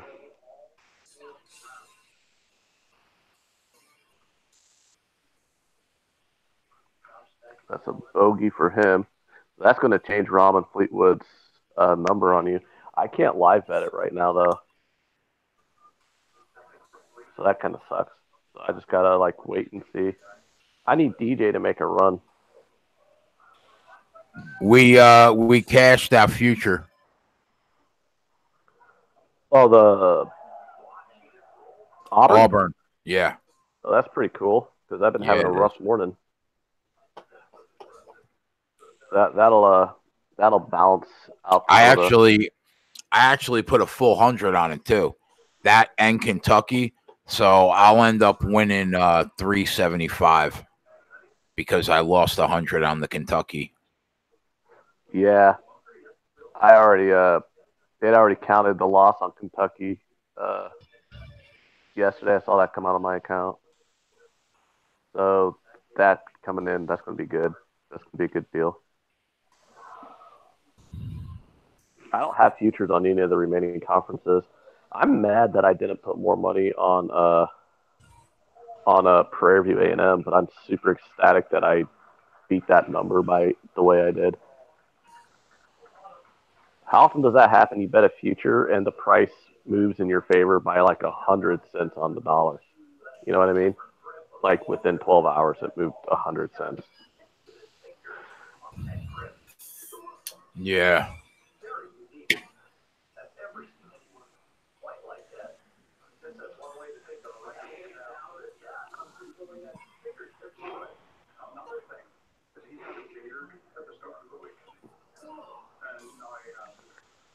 I guess Tiger shit the bed, huh? He didn't do very well.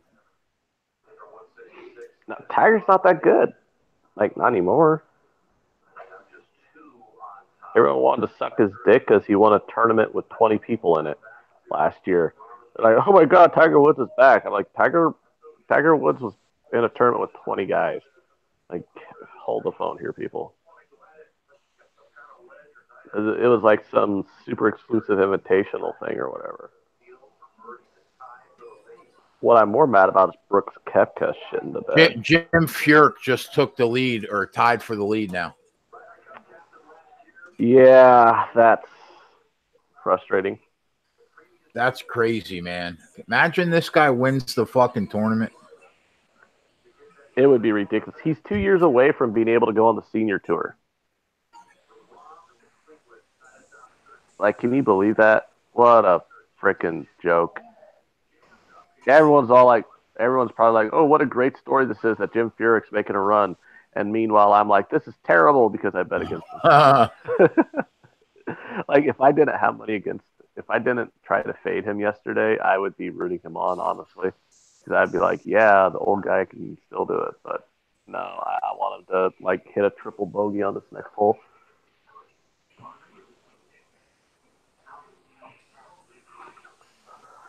Well, yeah, luckily, he's he like, can implode on He can implode on 17 for you.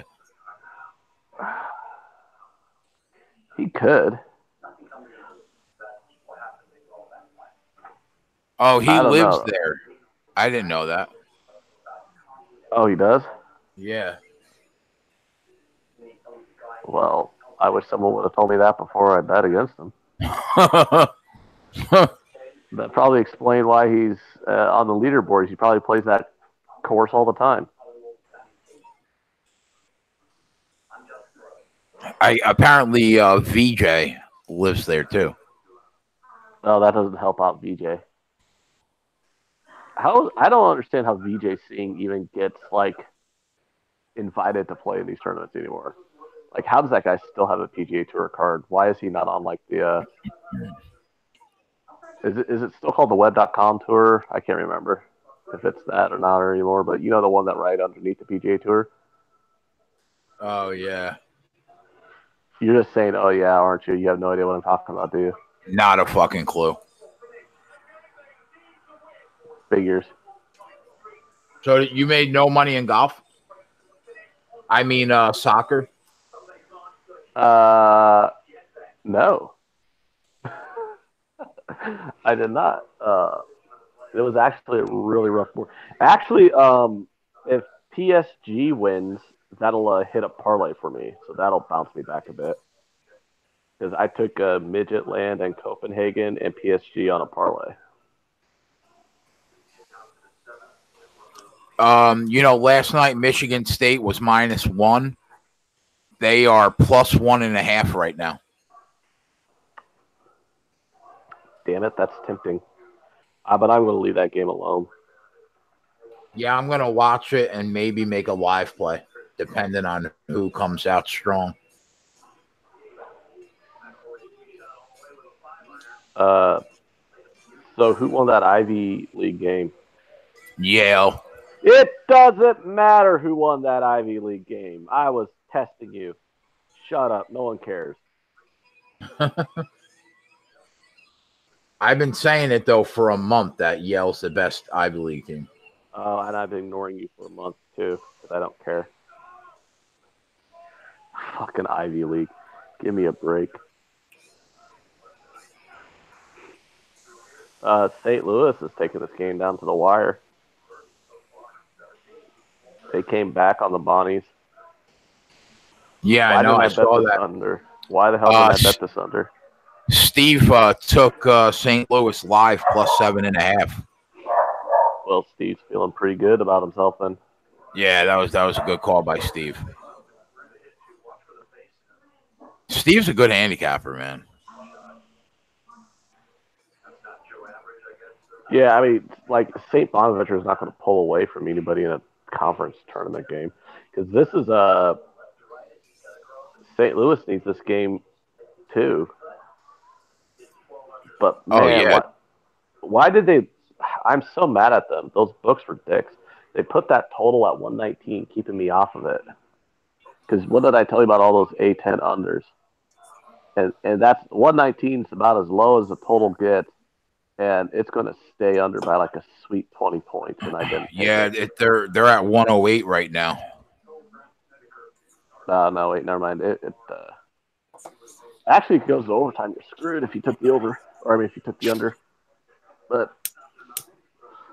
Yeah, sometimes, it's like when you see a 119, the side, it's like, okay, it's 119 for a reason. That game should probably still stay under, but it's just so low you can't take it because it doesn't exactly take much of a scoring surge to get over a 119 total. All right, so I got an entire back nine for Furyk to drop a couple strokes. Because all he needs to do is drop a couple, and I'll hit that prop with him. I mean, that's plenty of time for him to shit the bed. Yeah. Rory's shitting the bed here. He left. What the heck? That looks like the kind of putt I make. And that was for co-lead. He left it 2 feet short. That's exactly what I would do. That looks like me putting out there. So McIlroy just dropped another stroke. No way he didn't. He stayed even. That was a par. That was a birdie putt, so he's still on par. Chris said you should be on Champs, old players, not Web Tour.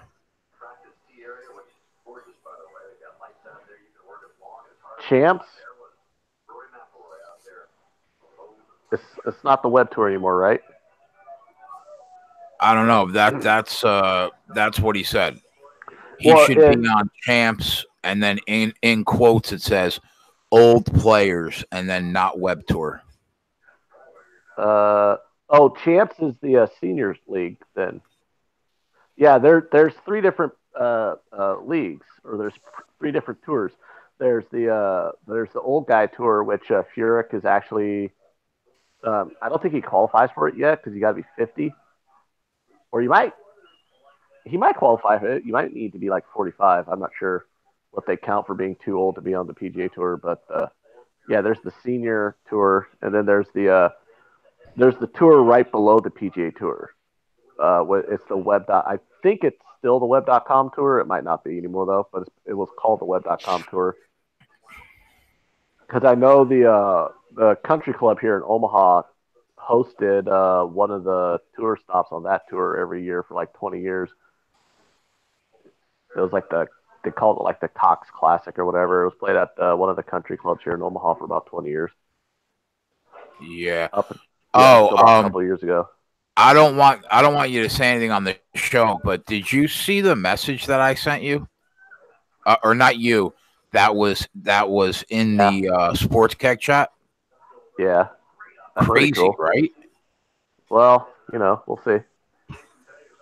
I mean, yeah, we'll see. It's not definite yet, but I mean, we'll see. He was getting 500 views, man. I mean, how far behind are we from 500 views? We had 200. We had like 220 views for the KegCast yesterday. That's pretty good. Yeah. Jason Day had a pretty decent drive. It landed on the outskirts of the rough, though. But these guys, though, man, they hit in the rough and they still hit it 200 yards out of the rough right onto the green, and it pisses me off. McIlroy's going up for driver here. Man. Ooh, look at that carry. Beautiful. Bro, it comes 144 miles an hour off the club. That's fucking crazy. Dude, right in the middle of the fairway, too, man. I wish I could hit him like that. Here's DJ, 138 yards to the hole. Out of the sand. I bet he gets right on the green. That's what these guys do. Oh, my God. Did you see that shit? Wow. 138 yards out of the stand, and he's 4 feet from the pin. My God, that's why I took the guy at 20-1, 5 strokes down. That's absurd, bro. What the fuck? He better. That is absurd, and he's 10-1. He's 10-1 right now. Did you take it at 12-1? No. Dude, don't take it now. Just vomit if it comes through for me. Ooh, Schneider-Johns just hit a really nice approach shot too, man. He looks like his last name is Schneider-Johns. Doesn't he? Look at that Hitler mustache of his too. He looks like Like if he was dressed in like German garb and Glorious Bastards, it would it Yeah, would it look at would the spin. They got slow-mo on his spin on his approach shot. Look at that spin, man. This is what's frustrating for me is I play golf like I haven't played golf in about a year, but I'm going to get back into it this year, And I played so much golf, and I can never get any of that. I can never do any of that. like how are you? Like what's your handicap? I don't have a handicap. I just go golfing with friends on occasion. I mean, I don't make up a handicap. I'm bad, if that's what you want to know. Like yeah. Yes. Felix in the sand. Felix in the sand, baby. I mean All right. that didn't mean much for DJ. What? Being in the sand. Yeah, but Felix not DJ.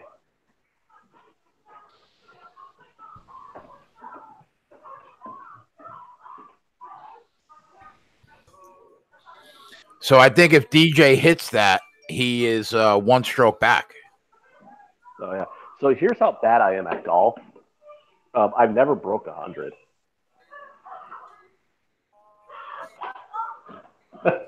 That's not good. Have you come close? I mean, I think I shot like a 102. So your handicap is like plus 33 then. That's pretty rough. Yeah, I mean, I think about like my glorious shots I've had, and I remember those forever because they're few and far between.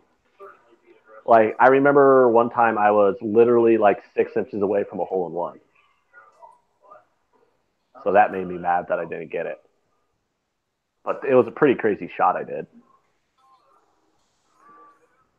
And then there's like another one where, yeah. So there was several times when I've had like really nice shots and stuff like that. So that made me feel good, and that's what kept me hooked on it. Was like, okay, I'm terrible, but there was one time I was playing a 9-hole course. It was a course that was like right by my house, and I played it all the time. It was in the morning. I got there like 6:37 in the morning to play an early morning round, and I played 18, and I wanted to play 18 holes, so I went through the course twice, right? Because it's a 9-hole course. So like right behind me, the morning grounds crew is changing the pin locations because they change the pin locations once a week, right, in the morning.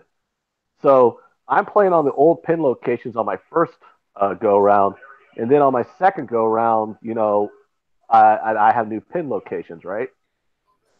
So on the last hole, which is like a par 4, which has always given me problems, I hit a perfect approach shot. I had a really good drive, so I'm in the middle of the fairway. I hit a perfect approach shot, and I get up on the green to see that my ball landed 6 inches from the original pin location. So if I would have hit that shot like on my first 9 that I did, I would have had a tap-in birdie. Instead, I was now 14 feet from the cup, and I wound up 3-putting for bogey. So that made me mad. You have no response to that? Not really. You don't think that sucks for me? How about this? Schneider Johns just left that fucking birdie shut putt 2 inches short. That's why he's Snyder Johns.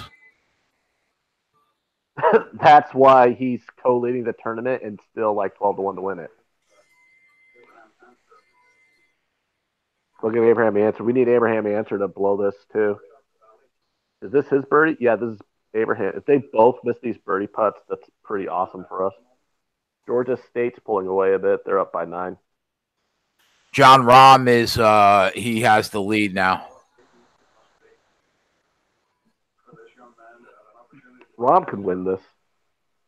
Oh yeah, he's good. He needs to wear looser pants, but he's all good. These guys wear tight pants. I know, but he's got like thunder thighs, bro.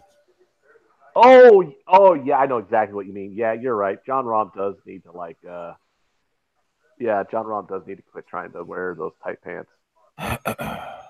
It is pretty rough watching him play. But I'll be honest, I'm a fan just because like he's got a little flabby gut. Like I'm a fan just because of that.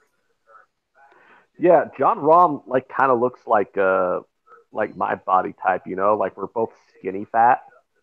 You know what I mean? Yeah.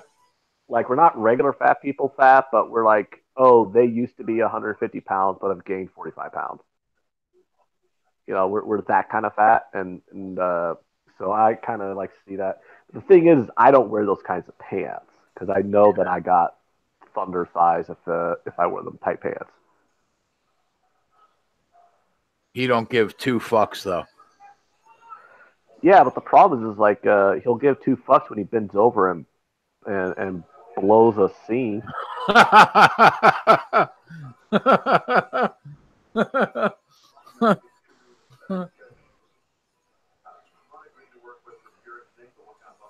Here's Furyk's bunker shot. God damn it, Furyk. He sauced it right out of there, real nice and easy. But fortunately, it means he's not going to birdie this hole because now he has a par putt. So let's hope he doesn't hit his par putt. Maybe he'll bogey it still.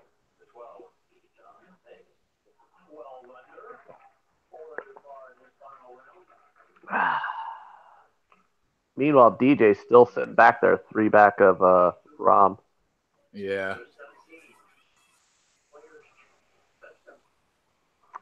Here's Webb Simpson. Here's what I want to know, though. Who names their kid Webb? I don't know, man. That was a beautiful shot, though, in 17. That's a hell of a shot, actually. All these guys are just stupid good. I know. Have you play golf, right? Or have you? I have, yeah. Yeah, you ever like when I see these guys on like a 150-yard par 3, right? And they pull out a 9-iron or a pitching wedge on a 150-yard shot. I'm just like, really, why do I even do this? Like in Caddyshack 2, when Jackie Gleason God dang it. God dang it. In Caddyshack 2, when Jackie Gleason has such a curve that he has to start like backwards and the ball goes like all the way around, like forwards. I'm that kind of bad. Like my ball almost goes backwards. I will not lie to you. I've never seen Caddyshack 2. Dale, we have Tommy Fleetwood at 3.5 to 1. Ant has a small piece of Dustin Johnson at 20 to 1, and he needs Jim Furyk to shit the bed. I have that racist top Asian prop, but Hideki Matsuyama's ahead by 1 stroke and fucking me up.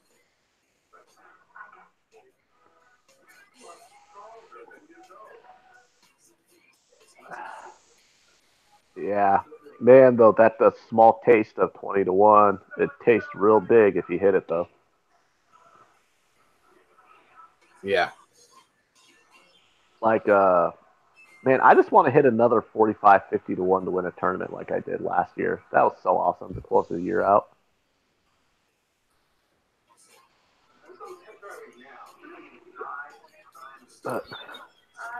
Well, Georgia State is up 12. That's good. That's real good. But this is how good I was reading the boards last year at the end of the season during golf. Was the last 3 tournaments of the year, I took a 60 to 1 and a 70 to 1, who both finished 1 stroke back, who both lost the tournament, but they're 1 back. So when you take the 60 to 1 and 70 to 1, and they only lose by 1 stroke on the tournament, you're like, okay. And then, oh wait, what did I do? I capped that off by the very next week, hitting a 45 to 1. When Shoffley I got a nice size piece of Houston money line that I got to get home. What was the money line? Minus 200. think I could get them live better than that. Right now, they're minus 225. They What's the closed score? at minus 250. Oh, wow. So Houston's Yeah. getting steamed.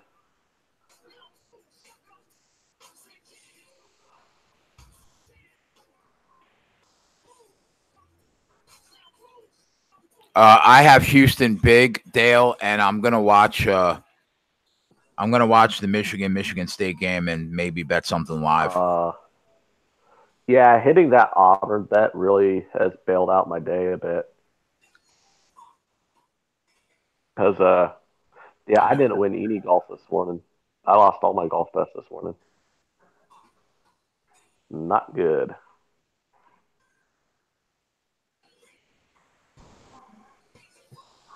Your next one. Did they end up beating the Lakers? Yep. I don't know what the fuck LeBron was thinking going there, man. Well, do you really think it's fair that a West Coast team is starting a game at 9 a.m. their time? I mean, against the Knicks, it shouldn't matter. Okay, in a vacuum, would you say in general it's unfair that a West Coast team has to start a game at 9 a.m. their time? Probably not. All right. Do we know anybody who's on NBA right now? Because why would I not want to just lay it with the Kings against this trash ass Bulls team on the road? Trigger was in here earlier, but I haven't seen him.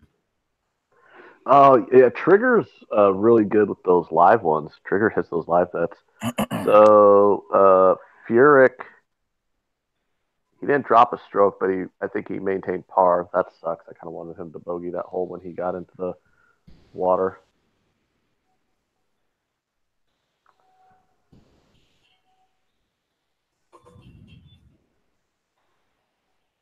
Like right now, Houston is down 5-4, and they are they're down 8-4. They're minus 160.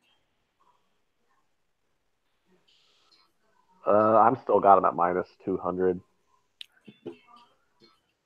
So that's really not. Georgia State up 7.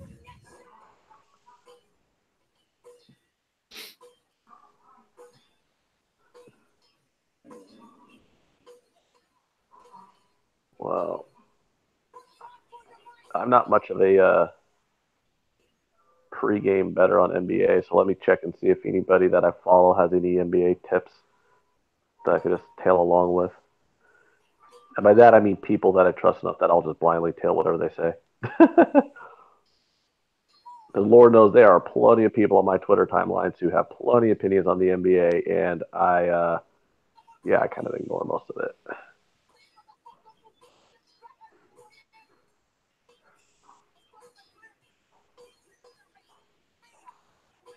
Mm-hmm.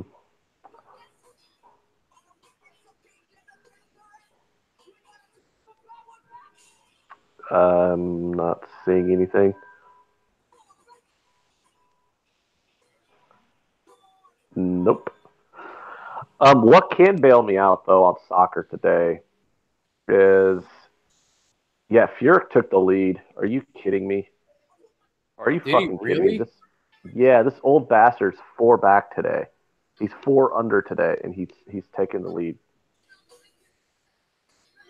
Wow, bro, he's in the zone.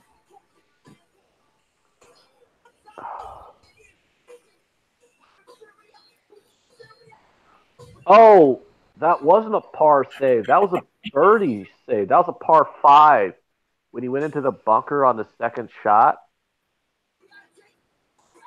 That wasn't a par 4. That was a par 5. So when he tapped up and then tapped in, that tap in putt wasn't a par putt. That was a birdie putt. God damn it. He's birdied the last 2 holes now. Who? Furyk. Remember when I said, Wow. yeah, he's in the sand, right? I was excited because he went into the sand on his second shot. That was a par 5. So instead of him coming out of the sand and then tapping in for par, he came out of the sand and then tapped in for birdie. Wow. Yeah, exactly. This is frustrating me right now. Like, why the heck did I 167th ranked golfer in the world, 48 years old, and he's not fading. And the thing is, it's like I did this like 2, 3 times last year. He had like a decent rounds, was up. Oh, a dude just ace 17, by the way.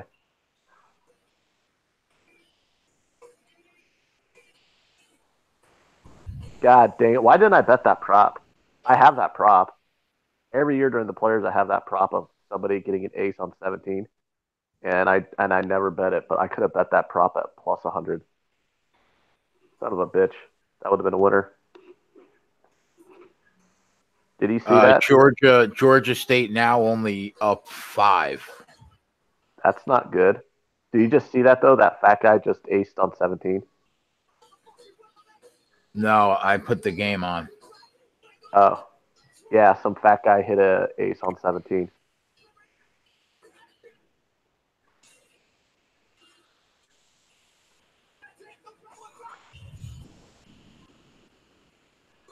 Yeah, look at John Rahm and then look at Brooks Koepka. I know, right? Like, Brooks Koepka, doesn't he look like he just lives at the gym and then comes out like once a day to play golf? It's like, go do some more dumbbell curls, Koepka. I hate Brooks Koepka. I do not like that guy at all. He's good, man. Yeah, and it pisses me off. He kept my man Ricky Fowler from winning a major last year. I mean, he's good, great at sports. Not a bad looking guy. He's got to have a really small penis. Um, yeah, I could tell you just by looking at him, it's probably not very large. I've seen enough of them to where I could usually just tell by looking at a guy. I'd be like, mm, I think I know where he lands on the spectrum. I'm gonna take your word for I mean, I imagine I've seen significantly more than you have. it. Anyways, other topic. Let's get off that topic.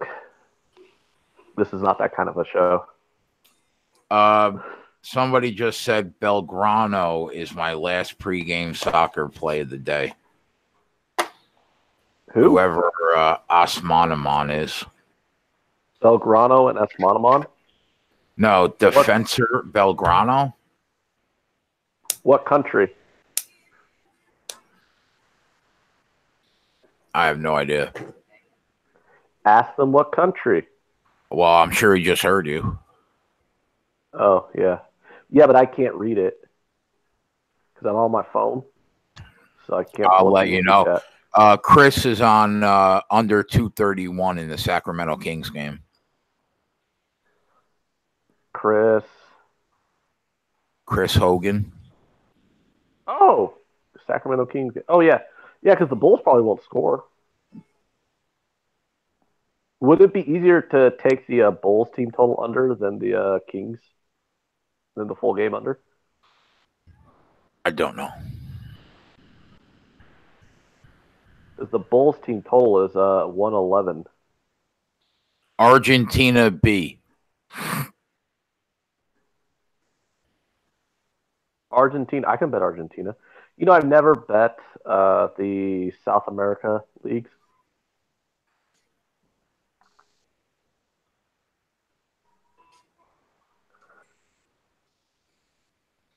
Oh, I don't have the art. I don't have their B league. I only have their A league. I can I can play River Plate and Independiente, and then there's San Martin de Tucumán versus the Boca Juniors.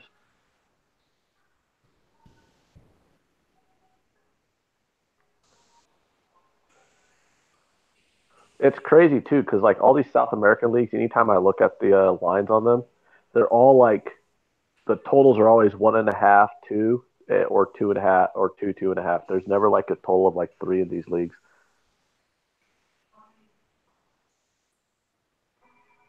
Stupid Jim Furk. Georgia just stayed up at the line.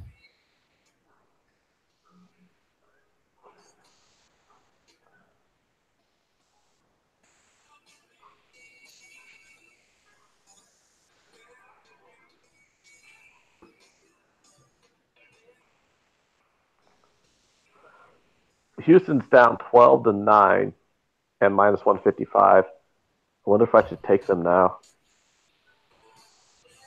I think they're going to win. Yeah, I'm going to take them now.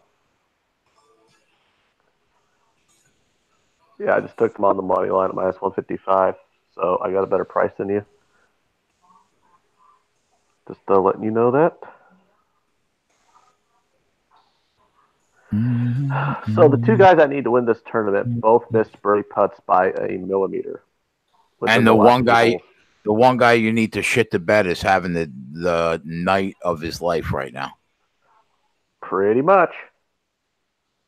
What have I told you before? Like all last year, what did I tell you on the variance you get when you start betting golf?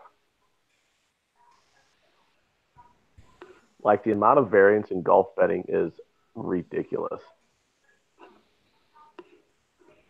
Like over the long run last year, I made money, but I had some swings where it was so swingy though, because it's like, you know, you could be down, but then you hit like a 20-1 or 30-1 on like some golfer winning a tournament or whatever, whether you bet the tournament in play or you bet the tournament before it started, and that brings it all back. You know what I mean?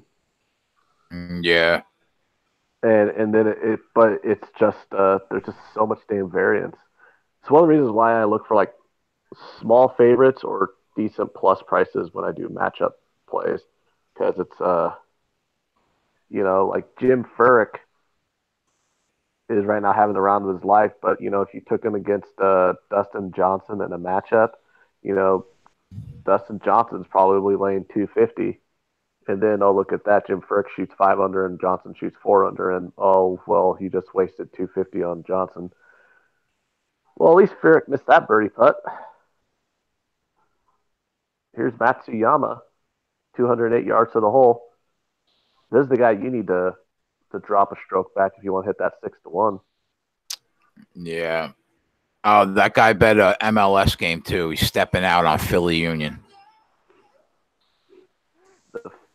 Oh, God, MLS. Eesh. It's such a trash league, though. It's such a trash league.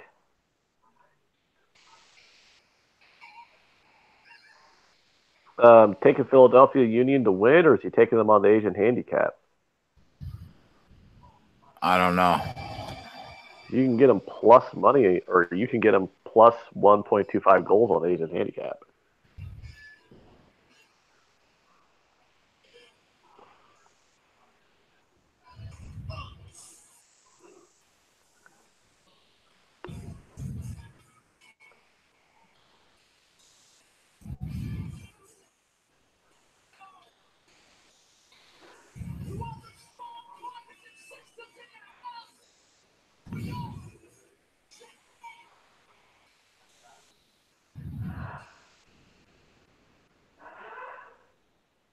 Houston's down 2 now.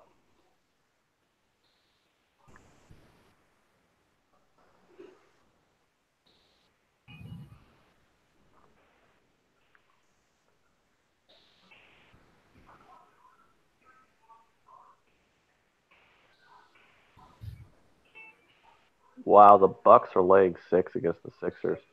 Yeah, I was looking at that. I thought about taking the money line on the Bucks, but I passed. Yeah, you're laying too much. The Sixers are a good team. Yep. All those first-round picks finally caught up with them, and they actually have a decent team now. Michigan State's just about to tip.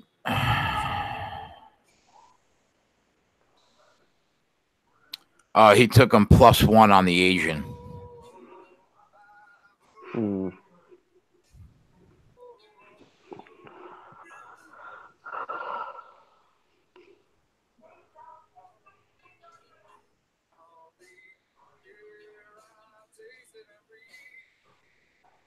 listening to Pearl Jam? What time does this race start? 3:30. So it's starting now then? Yeah.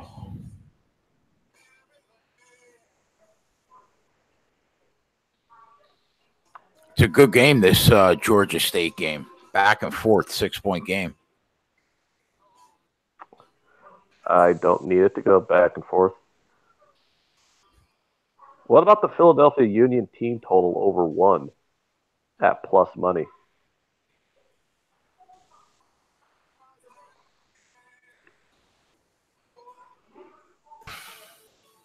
If they score 1 goal, the worst you do is push. It's plus money for them to get a second goal.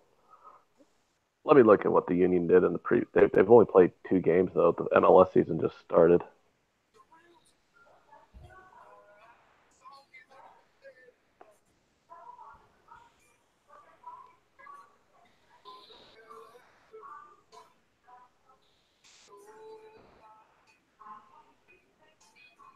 Wow, that's great. I had AC Milan and Inter Milan gets a goal 3 minutes into the game, so that's just basically indicative of my entire day betting soccer.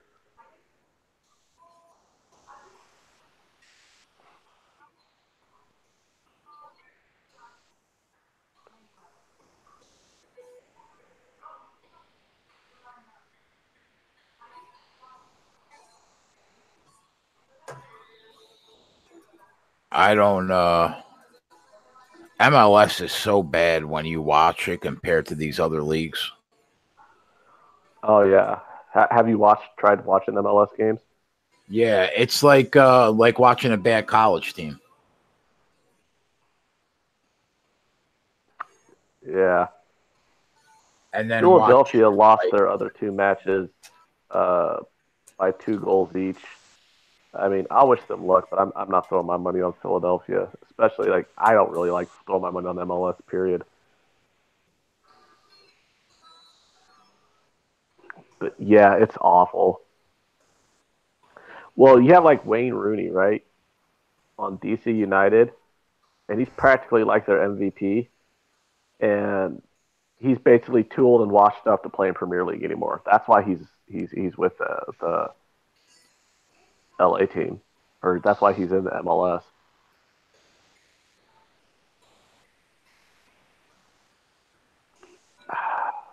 Yeah, the race hasn't started yet. About a couple minutes.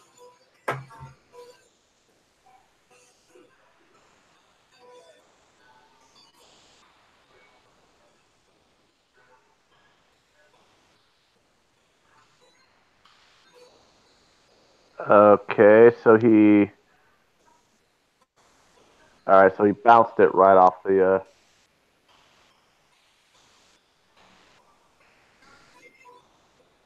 I mean, John Rahm's got to win this, right? If are they pulling away, just the 2 of them?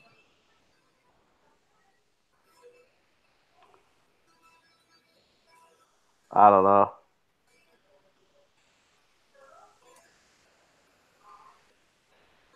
Matsuyama for Eagle. That's gonna fuck me good. It is. Yeah. Oh yeah, shit.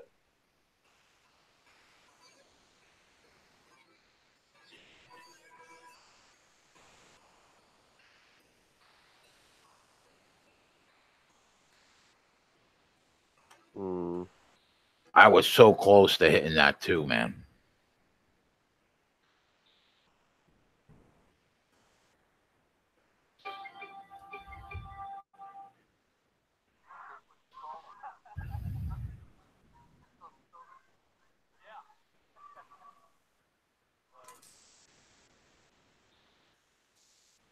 Cincinnati's taking the lead.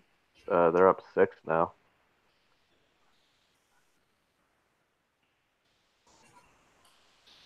Dale said race, golf, college basketball, and selection Sunday. Life is good.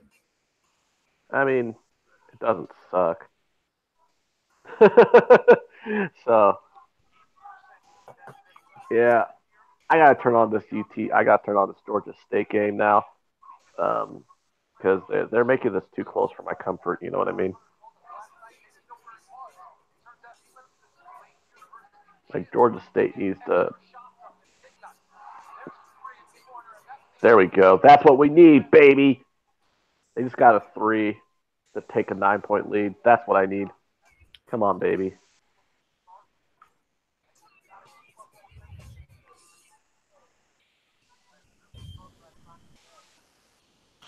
Michigan State up 5-3 early. So basically, that's an insignificant score at the moment.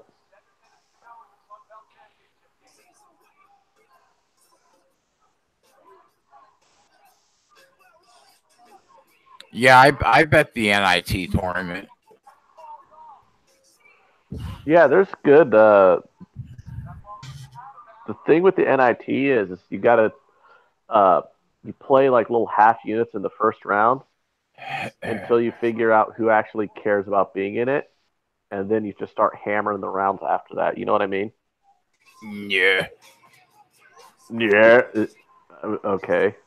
I don't know what response that was, but I was moving.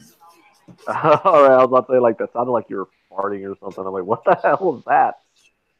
Yeah. No, the thing is, like, because with the NIT, there's two different caps you have to do with that tournament. It's, you got to obviously cap it like a normal game, but then you also have to try to, what makes it difficult is figuring out, because, like, half the teams of that tournament are mad that they're in the NIT. You know what I mean? Like, half the teams there's some teams that are happy they're in the NIT, but then there's those bubble teams that think they got robbed, like, and a lot of them probably don't even want to be in the NIT. So. Yeah, that makes sense.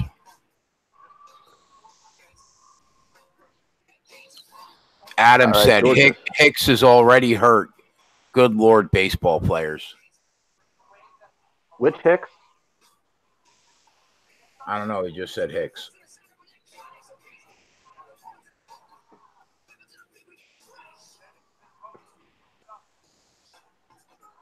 Houston's coming back.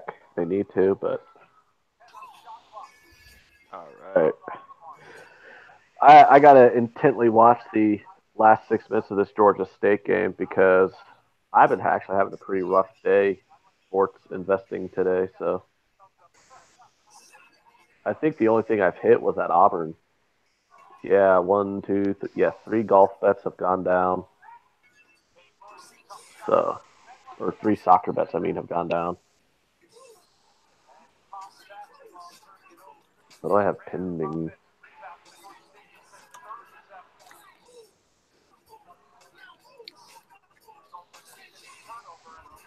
Man, why did I bet all that NASCAR?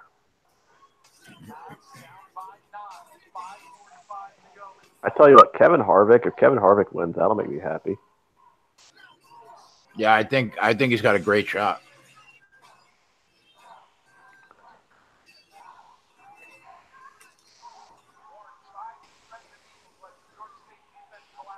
Or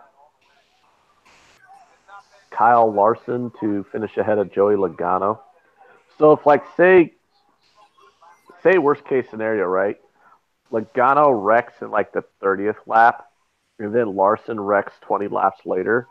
Does Larson win that prop? Okay. Yeah.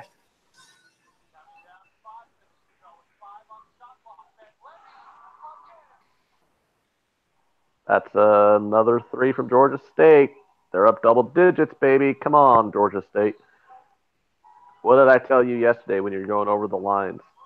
What was the one game I told you was a snap bet, and I wasn't that interested in the others? I guess Georgia State. I bet the team. I told you. I said Georgia State minus 3.5. That's a snap bet. Don't worry about the others. You didn't bet it, though. Yes, I did. I thought you bet the total, you said. I bet the first half total also, but I took Georgia State minus 3.5. Oh, okay. The first half total loss, but Georgia State's winning. And I am pretty sure that DJ's not going to win this tournament. And I'm pretty sure Jim Furyk is deciding that he is definitely not shitting the bed.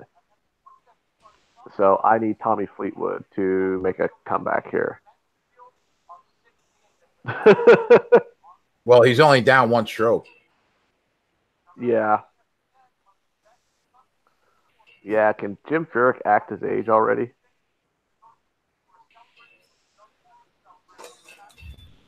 How good? Don't you wish you were like super awesome at golf? Like seriously, these guys get to make millions and millions of dollars to play a game retirees do all the time. I know. It's unbelievable, isn't it? Yeah, like it's seriously probably like the best life you could ever imagine being a professional golfer.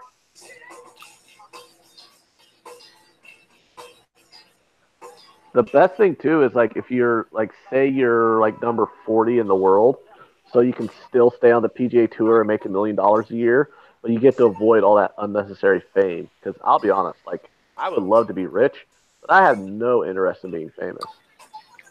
You know what I mean? Yeah.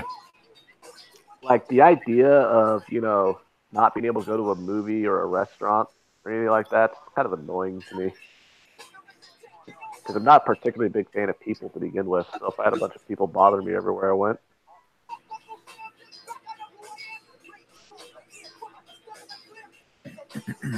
what are you listening to? Rage. Why are you just randomly listening to Rage Against the Machine while we're streaming? I don't know. I'm by myself. I was anyway.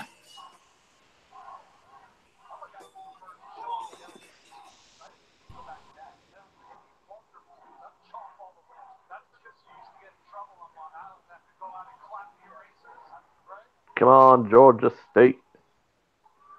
Yeah, of course they turned the ball over. That's annoying. Yeah, they turned the ball over and let the guy just drive right to the basket.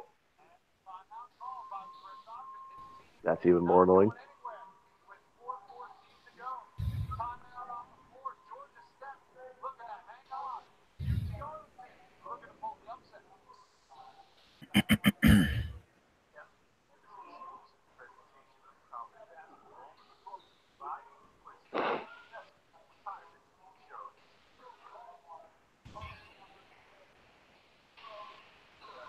Michigan State's up early. Yeah, 9-7. Houston down 1, and Georgia State up 8. What's the score of the Houston game? 21-20. 21-20. I'm looking at 23-18. Oh, then you're ahead of me. Yeah, but how does Houston have 20 on your end and I'm looking at 18 on my end? That's a good point. I have no idea. That's weird.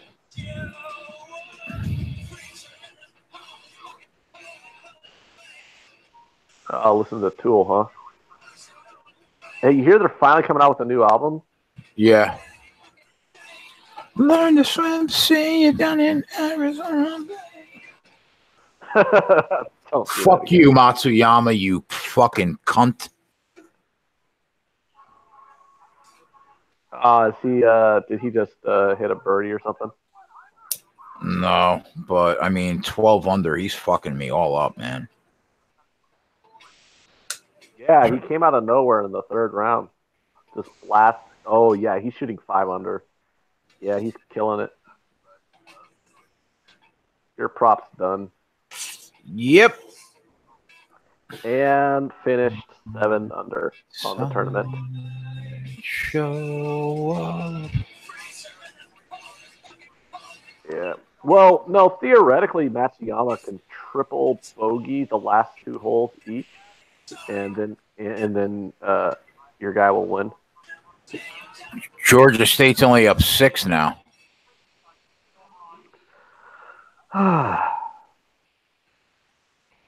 Yes, I see that. Yeah, I got 21-20 is the score of the Cincinnati-Houston game. It would be really impressive to watch Michigan State beat this team 3 times in 1 year.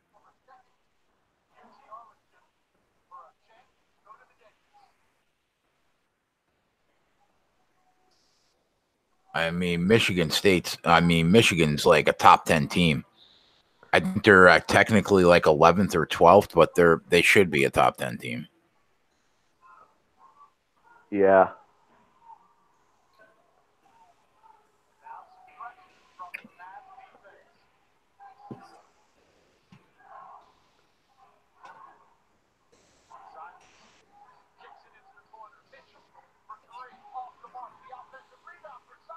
Dale's got Georgia State -4. I took the money line. Yeah, I got a -3.5 because I took him yesterday. I knew that line would move. I didn't know 3.5. I figured was a bargain, and I figured other people probably see that too.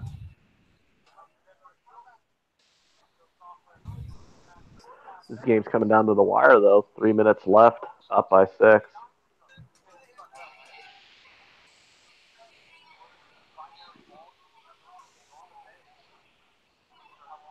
Snyder John's left another putt, a couple inches short. And of course, Georgia State got an offensive rebound on that possession and promptly didn't cash it in. So, all right. And UT Arlington turns the ball over, so no harm, no foul there. Some more time off the clock, still a 6-point game. Check out the beard on number 0 on UTA. He probably needs to groom it a little better, though. It looks better. But I do like a good beard.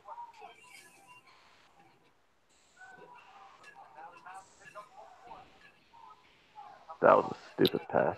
Fuck mother. UTA is going to a full court press. That's either going to open up some easy layups or it's going to confuse Georgia State. Hopefully it just starts getting fouls going and Georgia State can just start hitting some free throws and just pull away. Yeah,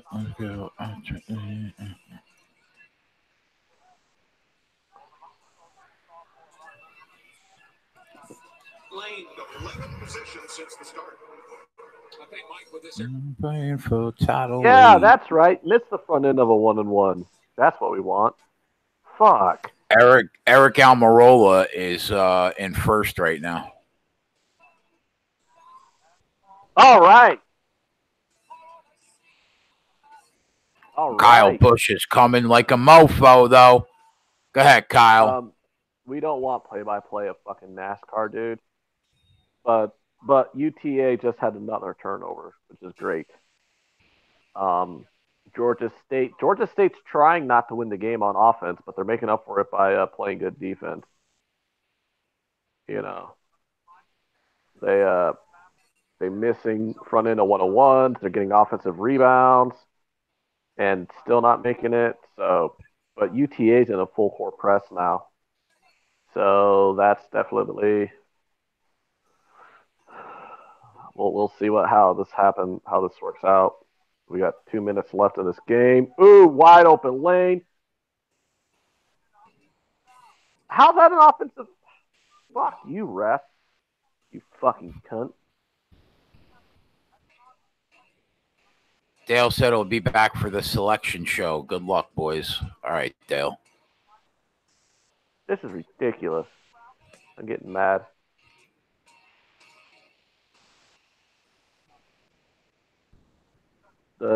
That wife of the Georgia State head coach looks like the kind of gal you and Twatty would be on.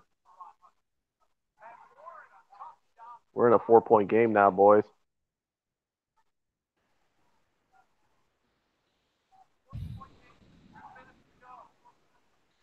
Why did they not call that foul? There it is. We're in a 4-point game, and they're already fouling with 1:50 left. I do not know what UT Arlington's trying to do here. Like, UT Arlington's playing fucking stupid, but Georgia State's making up for it by playing even worse. They've taken a 12-point lead down to 4, and by I don't think Georgia State's made a basket in like 2.5 minutes of game time.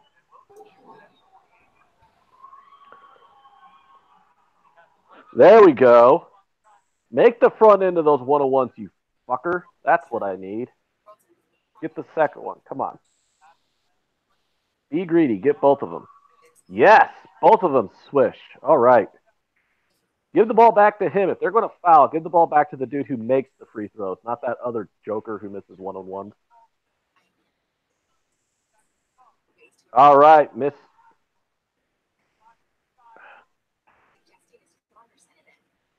Okay, we got 6-point game, minute and a half left. There's the foul. All right, we're going back to the line. Going back to the line.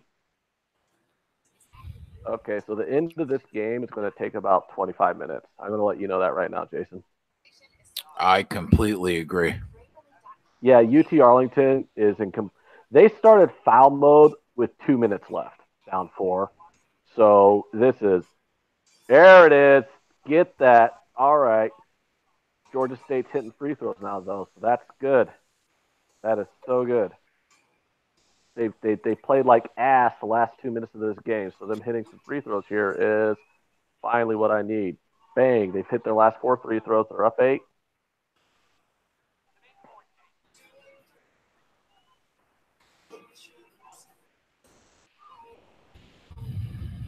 All right, miss shot. There's another foul. We are back to the line. Literally 12 seconds of game time have elapsed since the last time Georgia State was at the line, and they are at the line again. Okay, if we could hit another 2 for 2 on these foul shots. This is the third player though, so I don't know if I should trust this guy or not. This is the third different player. That is out. Fuck you. That looked good too. That looked good. That was in and out and rimmed in and out. And well, at least they're not 1-on-1s though. They are in the full bonus. They're in the double bonus now. So make this shot. Make this shot for Daddy. At least get up 9. I'm probably like 30 seconds behind everyone's feet. There we go. He got one of the 2. That's good. We're up 9.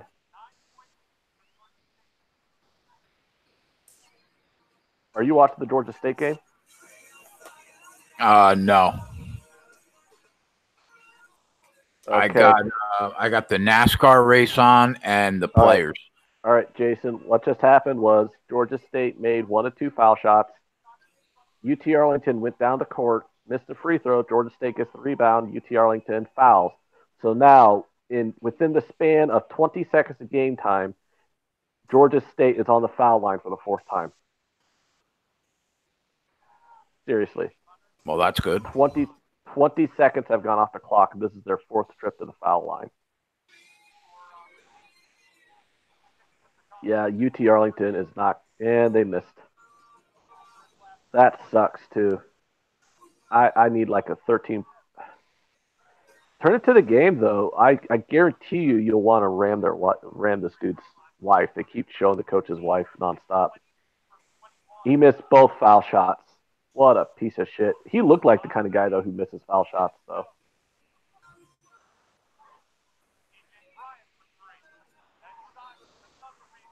And UT Arlington missed another 3. Georgia State gets another defensive rebound, and UT Arlington again fouls. So, 5th trip to the foul line for Georgia State, and 35 seconds have gone off the game clock.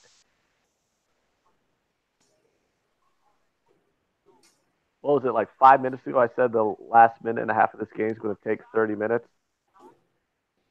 Like, literally 30 seconds have gone off the game clock. Yep. He missed I got it on now. Why did he miss that foul shot? So they made 4 foul shots in a row. Now they missed 3 in a row. But at least they're in the double bonus, so it's no longer 1-on-1s. So if he can make the second one, yeah, there we go. 10-point lead.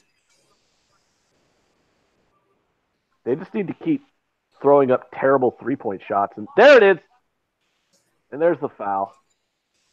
All right, you're down. If they make both these foul shots, can we like call off the dogs and stop fouling and get the game over with? Where's this hot chick you're talking about? I don't think she's hot. I can just tell that she's probably the kind of broad that Quaddy would want to bang because he seems to be into like these 45-year-old MILFs. It's the coach's wife on Georgia State. They've like shown her like constantly over the last 2 minutes. They'll probably show her in the stands again, clapping on her husband.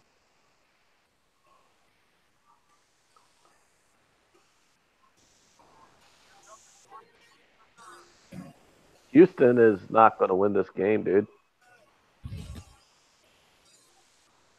Well, that would suck. You think?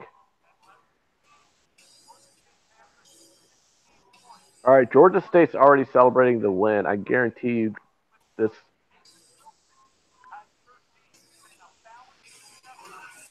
All right, watch. Are they?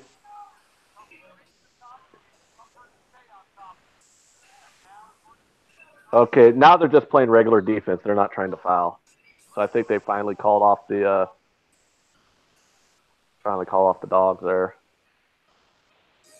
I'm looking at like a 7-point game in this Cincinnati game. 31-24 is what I see. And Cincinnati's only even money right now. All right.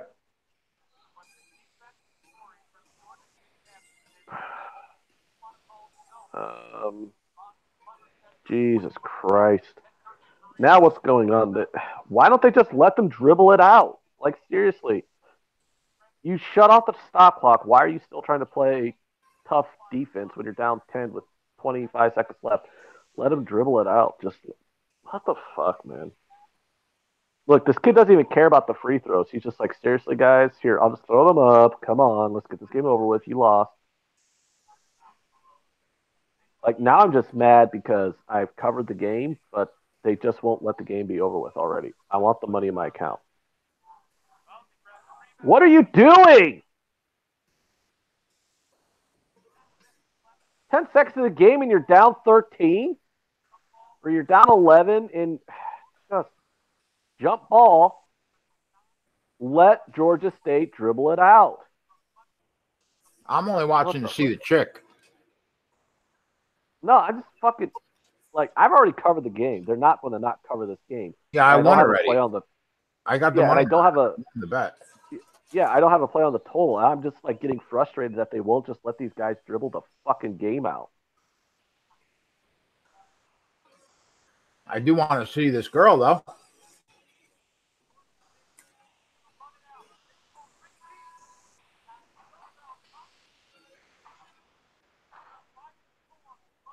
There it is. They win by 9 and we cover. So, holla. Holla, holla, holla. Yeah, that's crazy. They like showed this coach's wife in the stands like nonstop for like 5 minutes up until. All right, could we take a minute to acknowledge Chris Hogan? Yeah. Chris Hogan. Chris Hogan, okay? Because of all those free throws, had under 136, and the final score was 137. That's a Rodney King beat right there. Oh, my God. Are you shitting me? I swear to God. Chris coined a phrase that I will use to the end of my days in the sports betting world. A Rodney King beat. Yeah, because they would not stop fouling down 10 with 20 seconds left. Chris, I'm praying for you, bro. God, I'm sorry, Chris. Oh, my God. That's terrible. That's bad. Yeah. Oh, fuck. And you know I feel for you because that shit happened to me like twice in the last week also. Oh, God, that's brutal.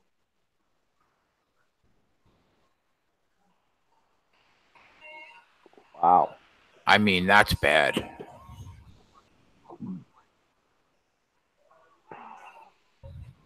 You know, like, what did I tell you, though? Like, last week, or a few days ago, when I said the real hero of that Grand Canyon Seattle game was the Seattle head coach for letting Seattle dribble the ball, or for letting them dribble the ball out to end the game.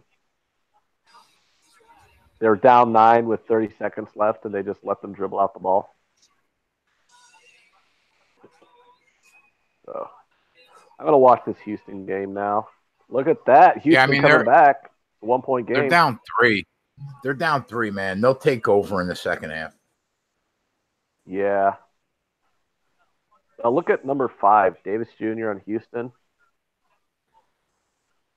Like how he just rocks those short shorts and just like look at the musculature of his thighs. Michigan up 4. Yeah, Yeah. Go Michigan.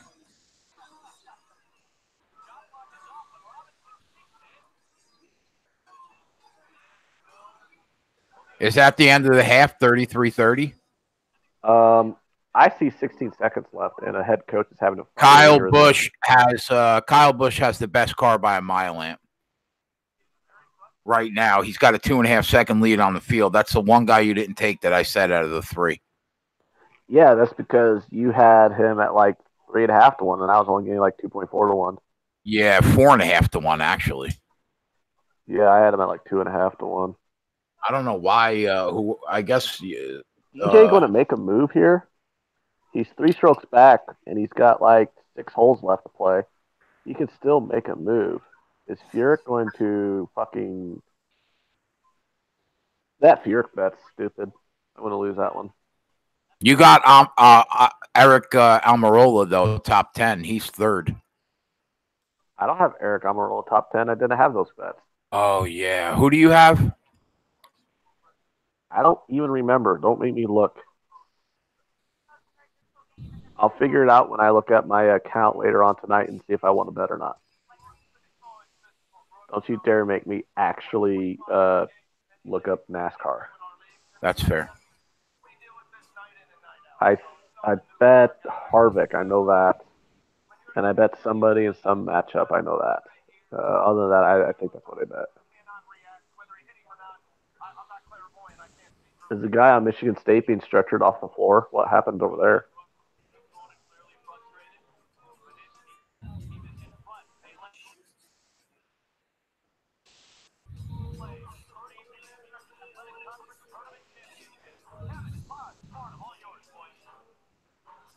I'm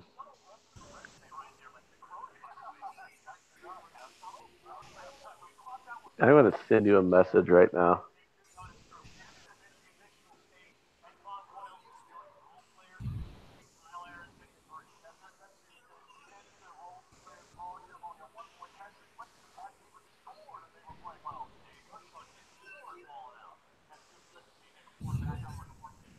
Praise the one who left you broken down and paralyzed. He did it all for you.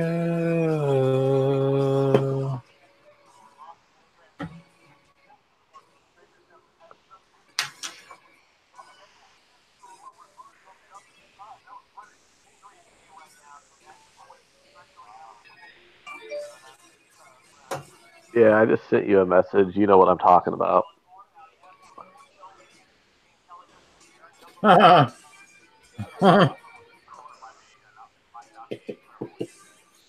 I wish they had a live show like this. That would be fucking entertainment.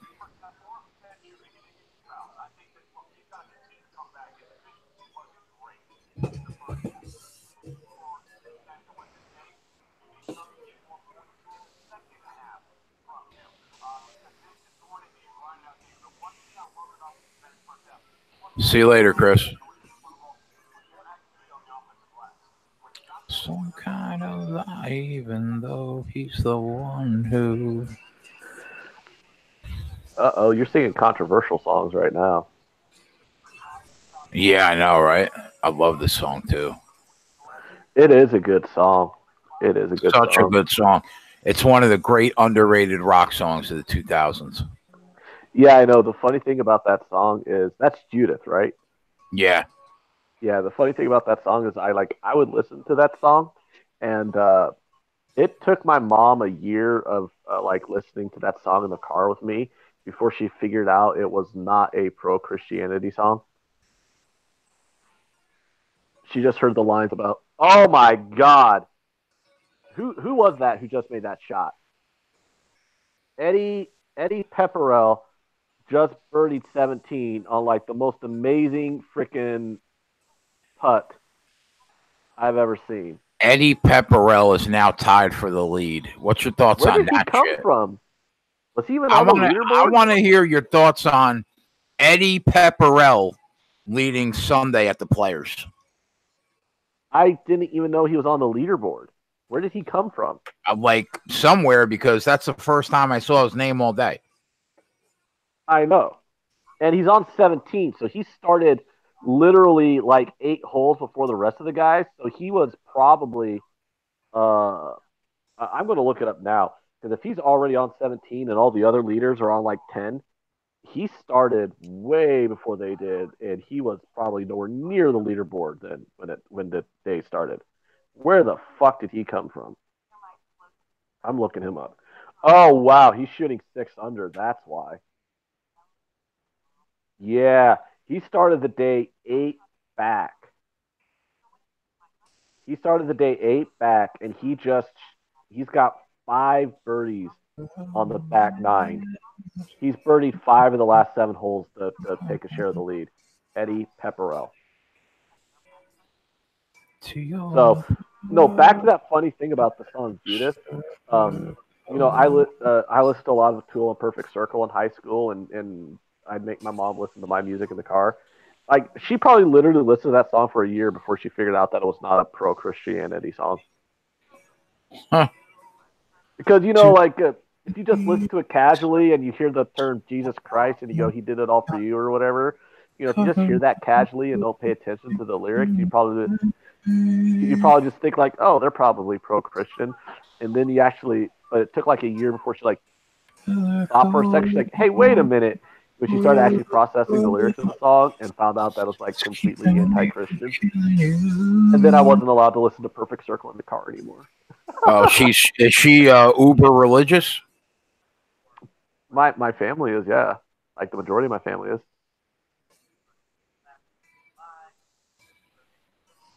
Yeah, like my mom's very my mom really loves Jesus Christ. Dude, my brother's a licensed pastor.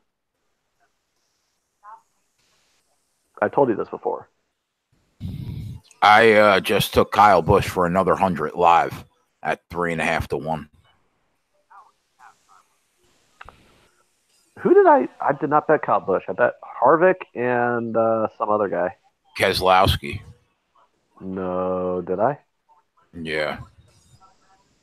Is Keselowski winning? No.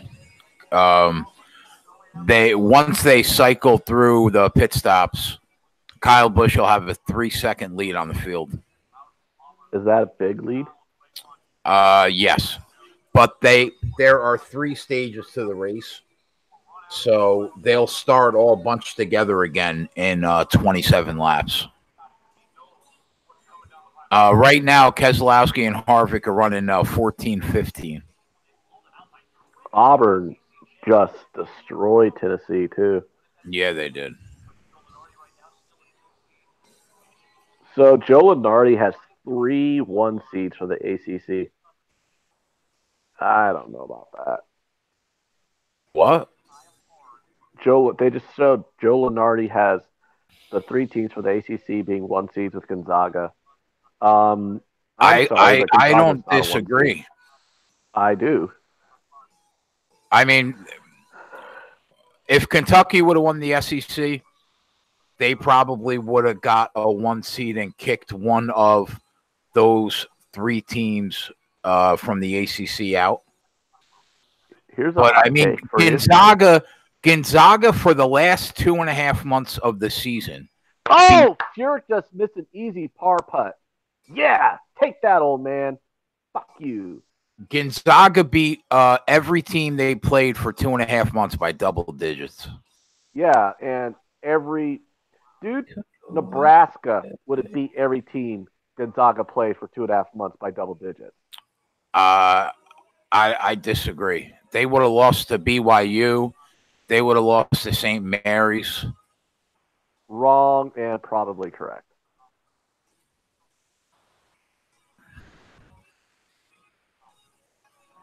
I mean, I don't know.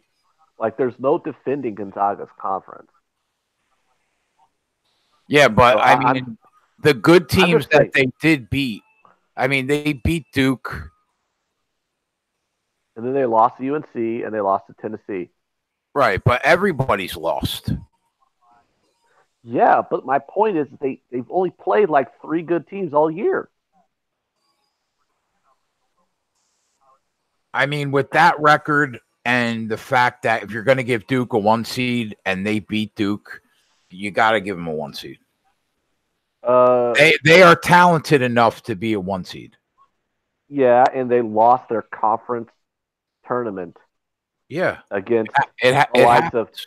San Diego, BYU, St. Mary's, Right, and Pepperdine, there are Pacific. three out of the 4 1 seeds. Lenardi has lost their conference tournament. Yeah. Here's my hot take. Throw away Gonzaga, make Gonzaga 2, and the winner of the Michigan State game gets a 1. I mean, I'm not gonna say that's blasphemy. Like I think Kentucky, if they would have won the SEC, they would have been a 1 seed. they would have kicked out one of those ACC teams. Yeah, like here's the thing. It's do we really want 3 out of the 4 1 seeds being for the ACC? Yeah, But I mean, then again, but you know what? I do think that all 3 of those teams are better than Kentucky and better than the winner of this Michigan State game. So that's why I'm not totally against it, because I just think that those 3 teams are probably 3 out of the 4 best teams in the country. So that's why I'm not totally against it. I think they both true. beat Michigan and Michigan State, and I think they would both beat Kentucky and Tennessee and Auburn. So if that's the Tennessee's case, a paper tiger. I seriously think Tennessee's a paper tiger. I think Tennessee's a top 10 team, but I don't think Tennessee's like really going to be a contender versus these other guys. They're a top 10 team, They're a top 10 team, but I agree that probably both Michigan and Michigan State are better than Tennessee. Yeah, like the thing is, like Tennessee was ranked number 1 for a while in the middle of the season. Yeah, and for a long time. Did anybody think that was an accurate ranking? No, not me. No, everyone's like, no, Tennessee's not. Like Tennessee was ranked number 1, and like a lot of people had Tennessee at like number 8, 9, 10 in their PRs. So it's just kind of one of those things where McElroy just nailed a great putt. When you were watching Lenardi, did he have who his last 4 in were? No, I just saw he had his 1 and 2 seeds. So it's like Tennessee, Kentucky, the Michigans were 2 seeds, and then the 1 seeds was Gonzaga in their fraud ass conference, and the 3 teams with ACC. But in reality, like it makes good conversation for us, and it makes fun debate. But in the grand scheme of things, when you're talking about 1 versus 2 seeds, you're really just splitting hairs. Yeah. Because there's the 2 teams that you're like, okay, these are without a doubt the 2 best teams in the country. And then the next 6 teams out of there, it's like, well, Gonzaga should be a 1 seed, but they got a 2. Or, Michigan State should be a 2 seed, but they got a 1. State, like, somebody's getting carried away on a stretcher. Yeah, I mentioned that like 5 minutes ago, and you totally blew it off. But yeah, dude's getting carried away. I don't know, some white kid probably broke his leg or something. I mean, it's not a back thing, like he's sitting up and high-fiving people or whatever, so I think he probably just blew out his leg.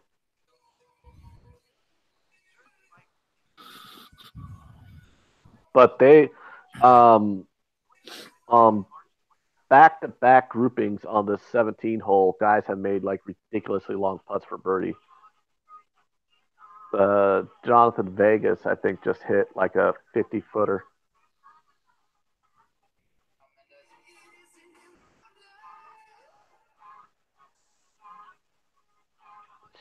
Michigan up 8, looking to go up 10 with 40 seconds left.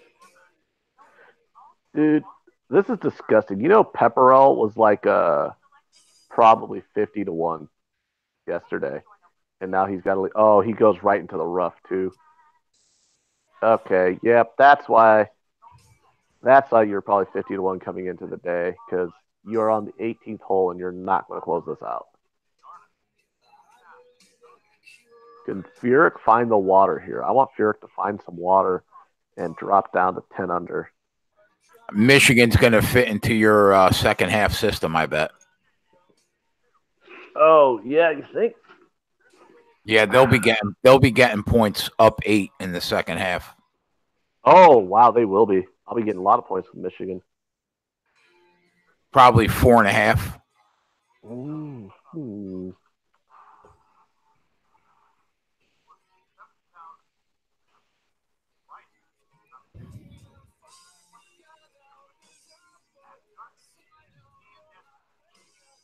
McElroy's in the full lead now with 5 at 15 under.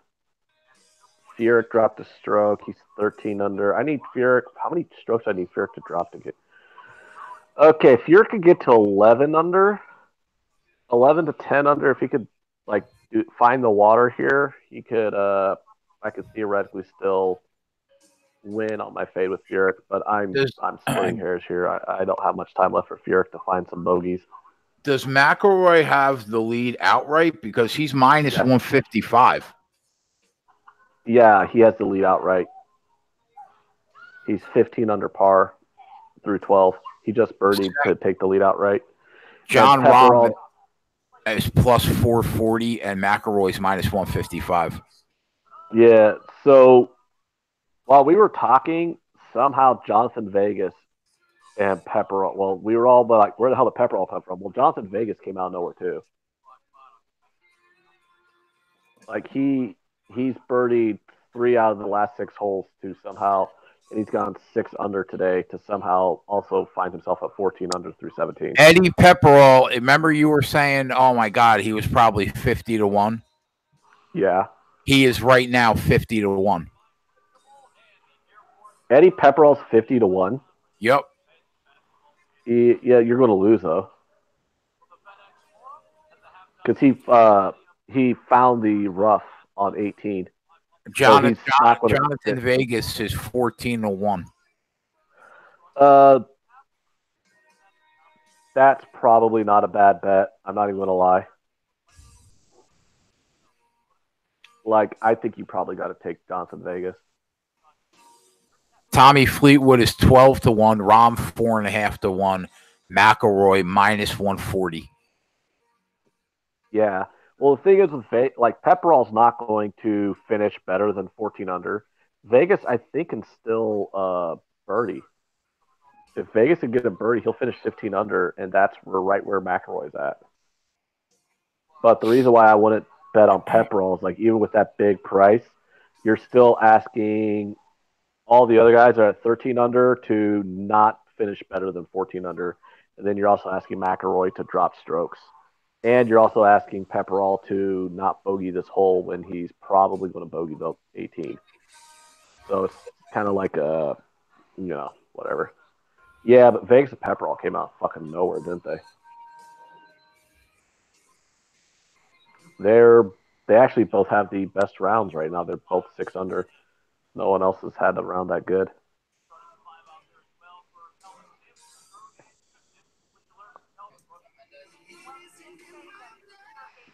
DJ pissing me off. He's 1 under. I mean, I knew it was a flyer with DJ. I knew it was, but he bogeyed. So, you know what's frustrating, Jason? What? The guys that were ahead of DJ did what I was hoping they would do. They're all shooting right around even par. You know, the guys who came into the day leading, they're all around even par. Actually, Fleetwood's even shot 2 over. All I needed was DJ to do his thing and shoot like a 6, 7 under. But what has DJ done? He's just shot 1 under.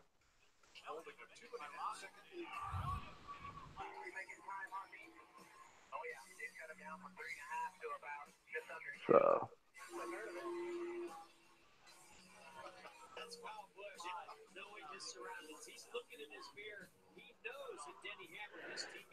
Wow, that first half under the Michigan game came through, didn't it?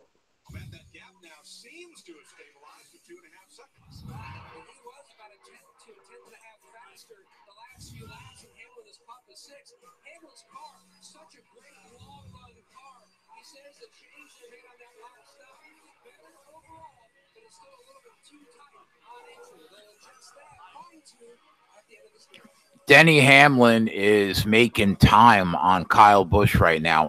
I'm the leader, and he is 20-1 right now to win the race. Okay. I wonder if I should throw like $50 on him.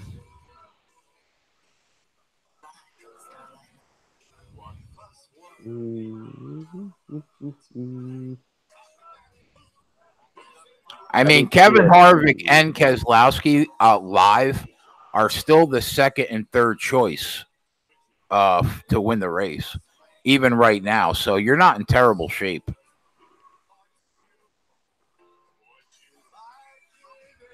Yeah, but I'm going to lose a lot of money on this golf tournament, probably. Well, not a lot, but a couple units, I would imagine. I was what I'm going to lose on this golf tournament. Fleetwood just won't pull his head out of his ass. Yeah, neither will Houston. Yeah, I see that they promptly let Cincinnati score 4 points. They've already called timeout. I'm going to look at this second half line on Michigan. The thing is like in the last game, I waited till Michigan State was down and then took them live to win, and that was pretty cool. And you were all like, Anthony, don't do it. I don't like that play. And I'm like, I'm doing it anyway, Jason. I'm doing it anyway.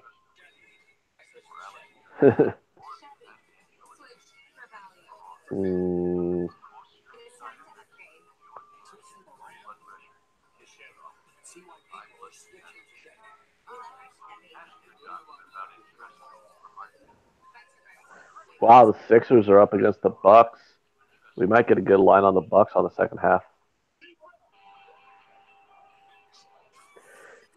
I don't know about this, Jason. No, about what? I'm not getting enough points on Michigan to want to bet them. What was it? Plus 1.5. Oh, okay. Yeah, I want like +4. You know what I mean? Like +4, 4.5, something like that.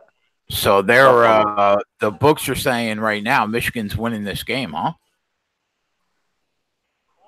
No, what they're that's Michigan to win the game's -290. Michigan State's +215.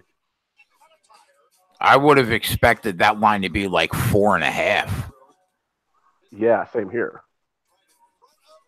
Especially since the game ended close to a pick'em number. You think they make it like 4.5 to like split the difference. Yeah, because they're up 8, so it's kind of like,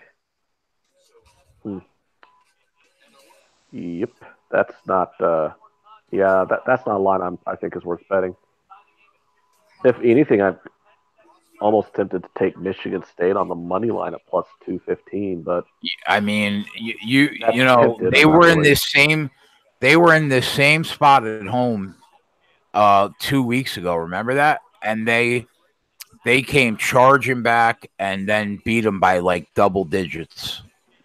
Yeah, I do remember because I bet them when they were down, and you're all like, I think Michigan wins this game, and I'm like, actually, right now I'm taking Michigan State.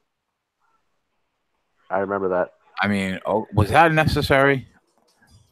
Yeah, because I specifically remember every time I was right and you were wrong, because it makes me feel better about all those NFL win totals that you crushed me on.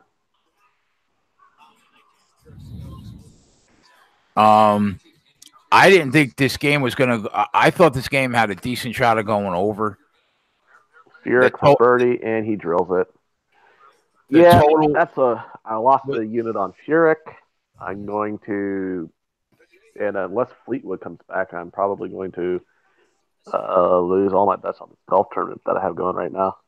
I really need Fleetwood to pull his head out of his ass.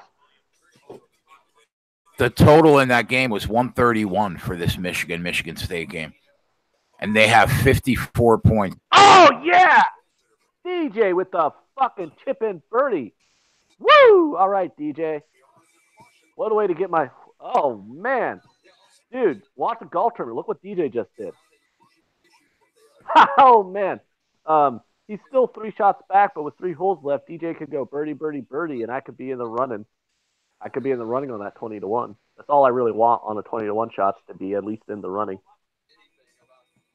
Oh man, that was a pretty sweet shot. And here's Tommy Fleetwood's shot. Okay. Ah, no, it went off the green. Damn it. That was looked like it'd be a good birdie opportunity for Fleetwood there, but it went off the green, so he's probably gonna have to hit that for a par. God, Fleetwood cannot get a run going in this round.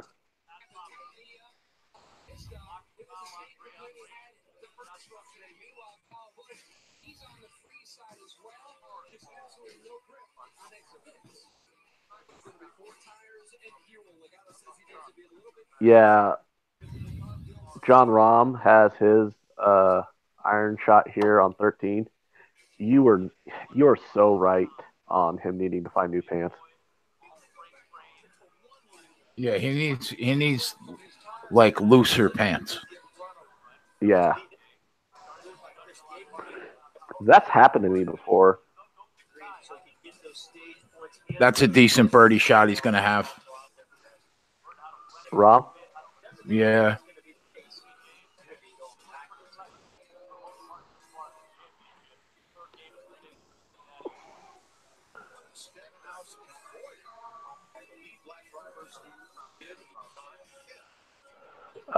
The 76ers are up 9 at the halftime against the Bucks. On the road, too. Yeah. Do we think the Bucks come storming back?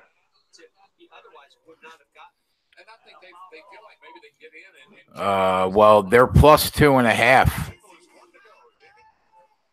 So, live.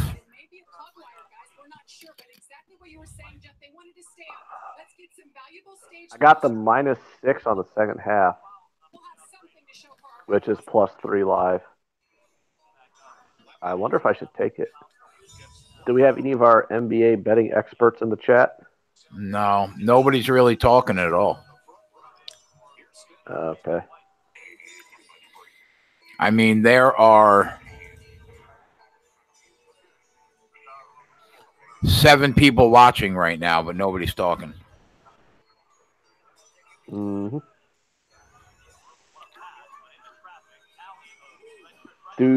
When do you get? I almost want to live bet Houston because I'm sure we're getting a good number, but I just don't feel that confident that Houston's coming back. Minus They're not 280, minus 340 right now on Cincinnati to win. Yeah, I just don't. No, I'm looking at minus 460. Cincinnati's up 11. Yeah, I just don't see Houston. If Houston does come back, that live total is going to hit. The live total is 125.5. Do you think that's worth a taste? But Houston's not getting anything going offensively. Live total is 126.5. I'm looking at 125. Houston hasn't looked right at all, right? No, they don't look right at all. Like, not in the start of the second half. Like, they made it close at the end of the first half, but now they just come out in the second half. They scored 1 basket in 5 minutes. They just are not, they look out of sorts.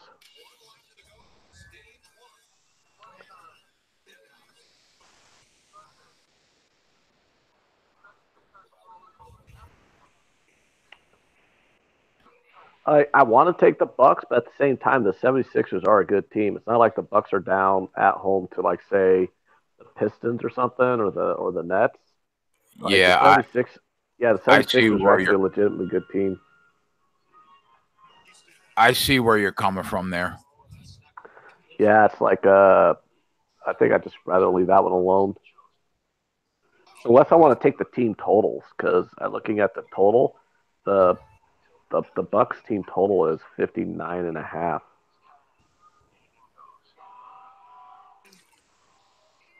On the second half. The 76ers team totals 53.5 on the second half. Like, how is that not a gift? You know what I mean? Yeah. I'm actually thinking that's of all the bets on this, I'm actually probably just going to take that. Like, they got 62 points in the first half. 53.5 is not a low total. The Bucks are probably going to come out fast anyways. Yeah, I think that's worth a try. I'm going to take that.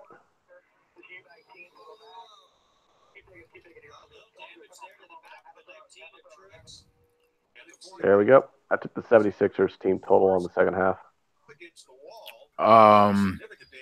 Tonight when we're on doing the bracket show at Twatty, the Clippers are playing at 9:00 against the Nets.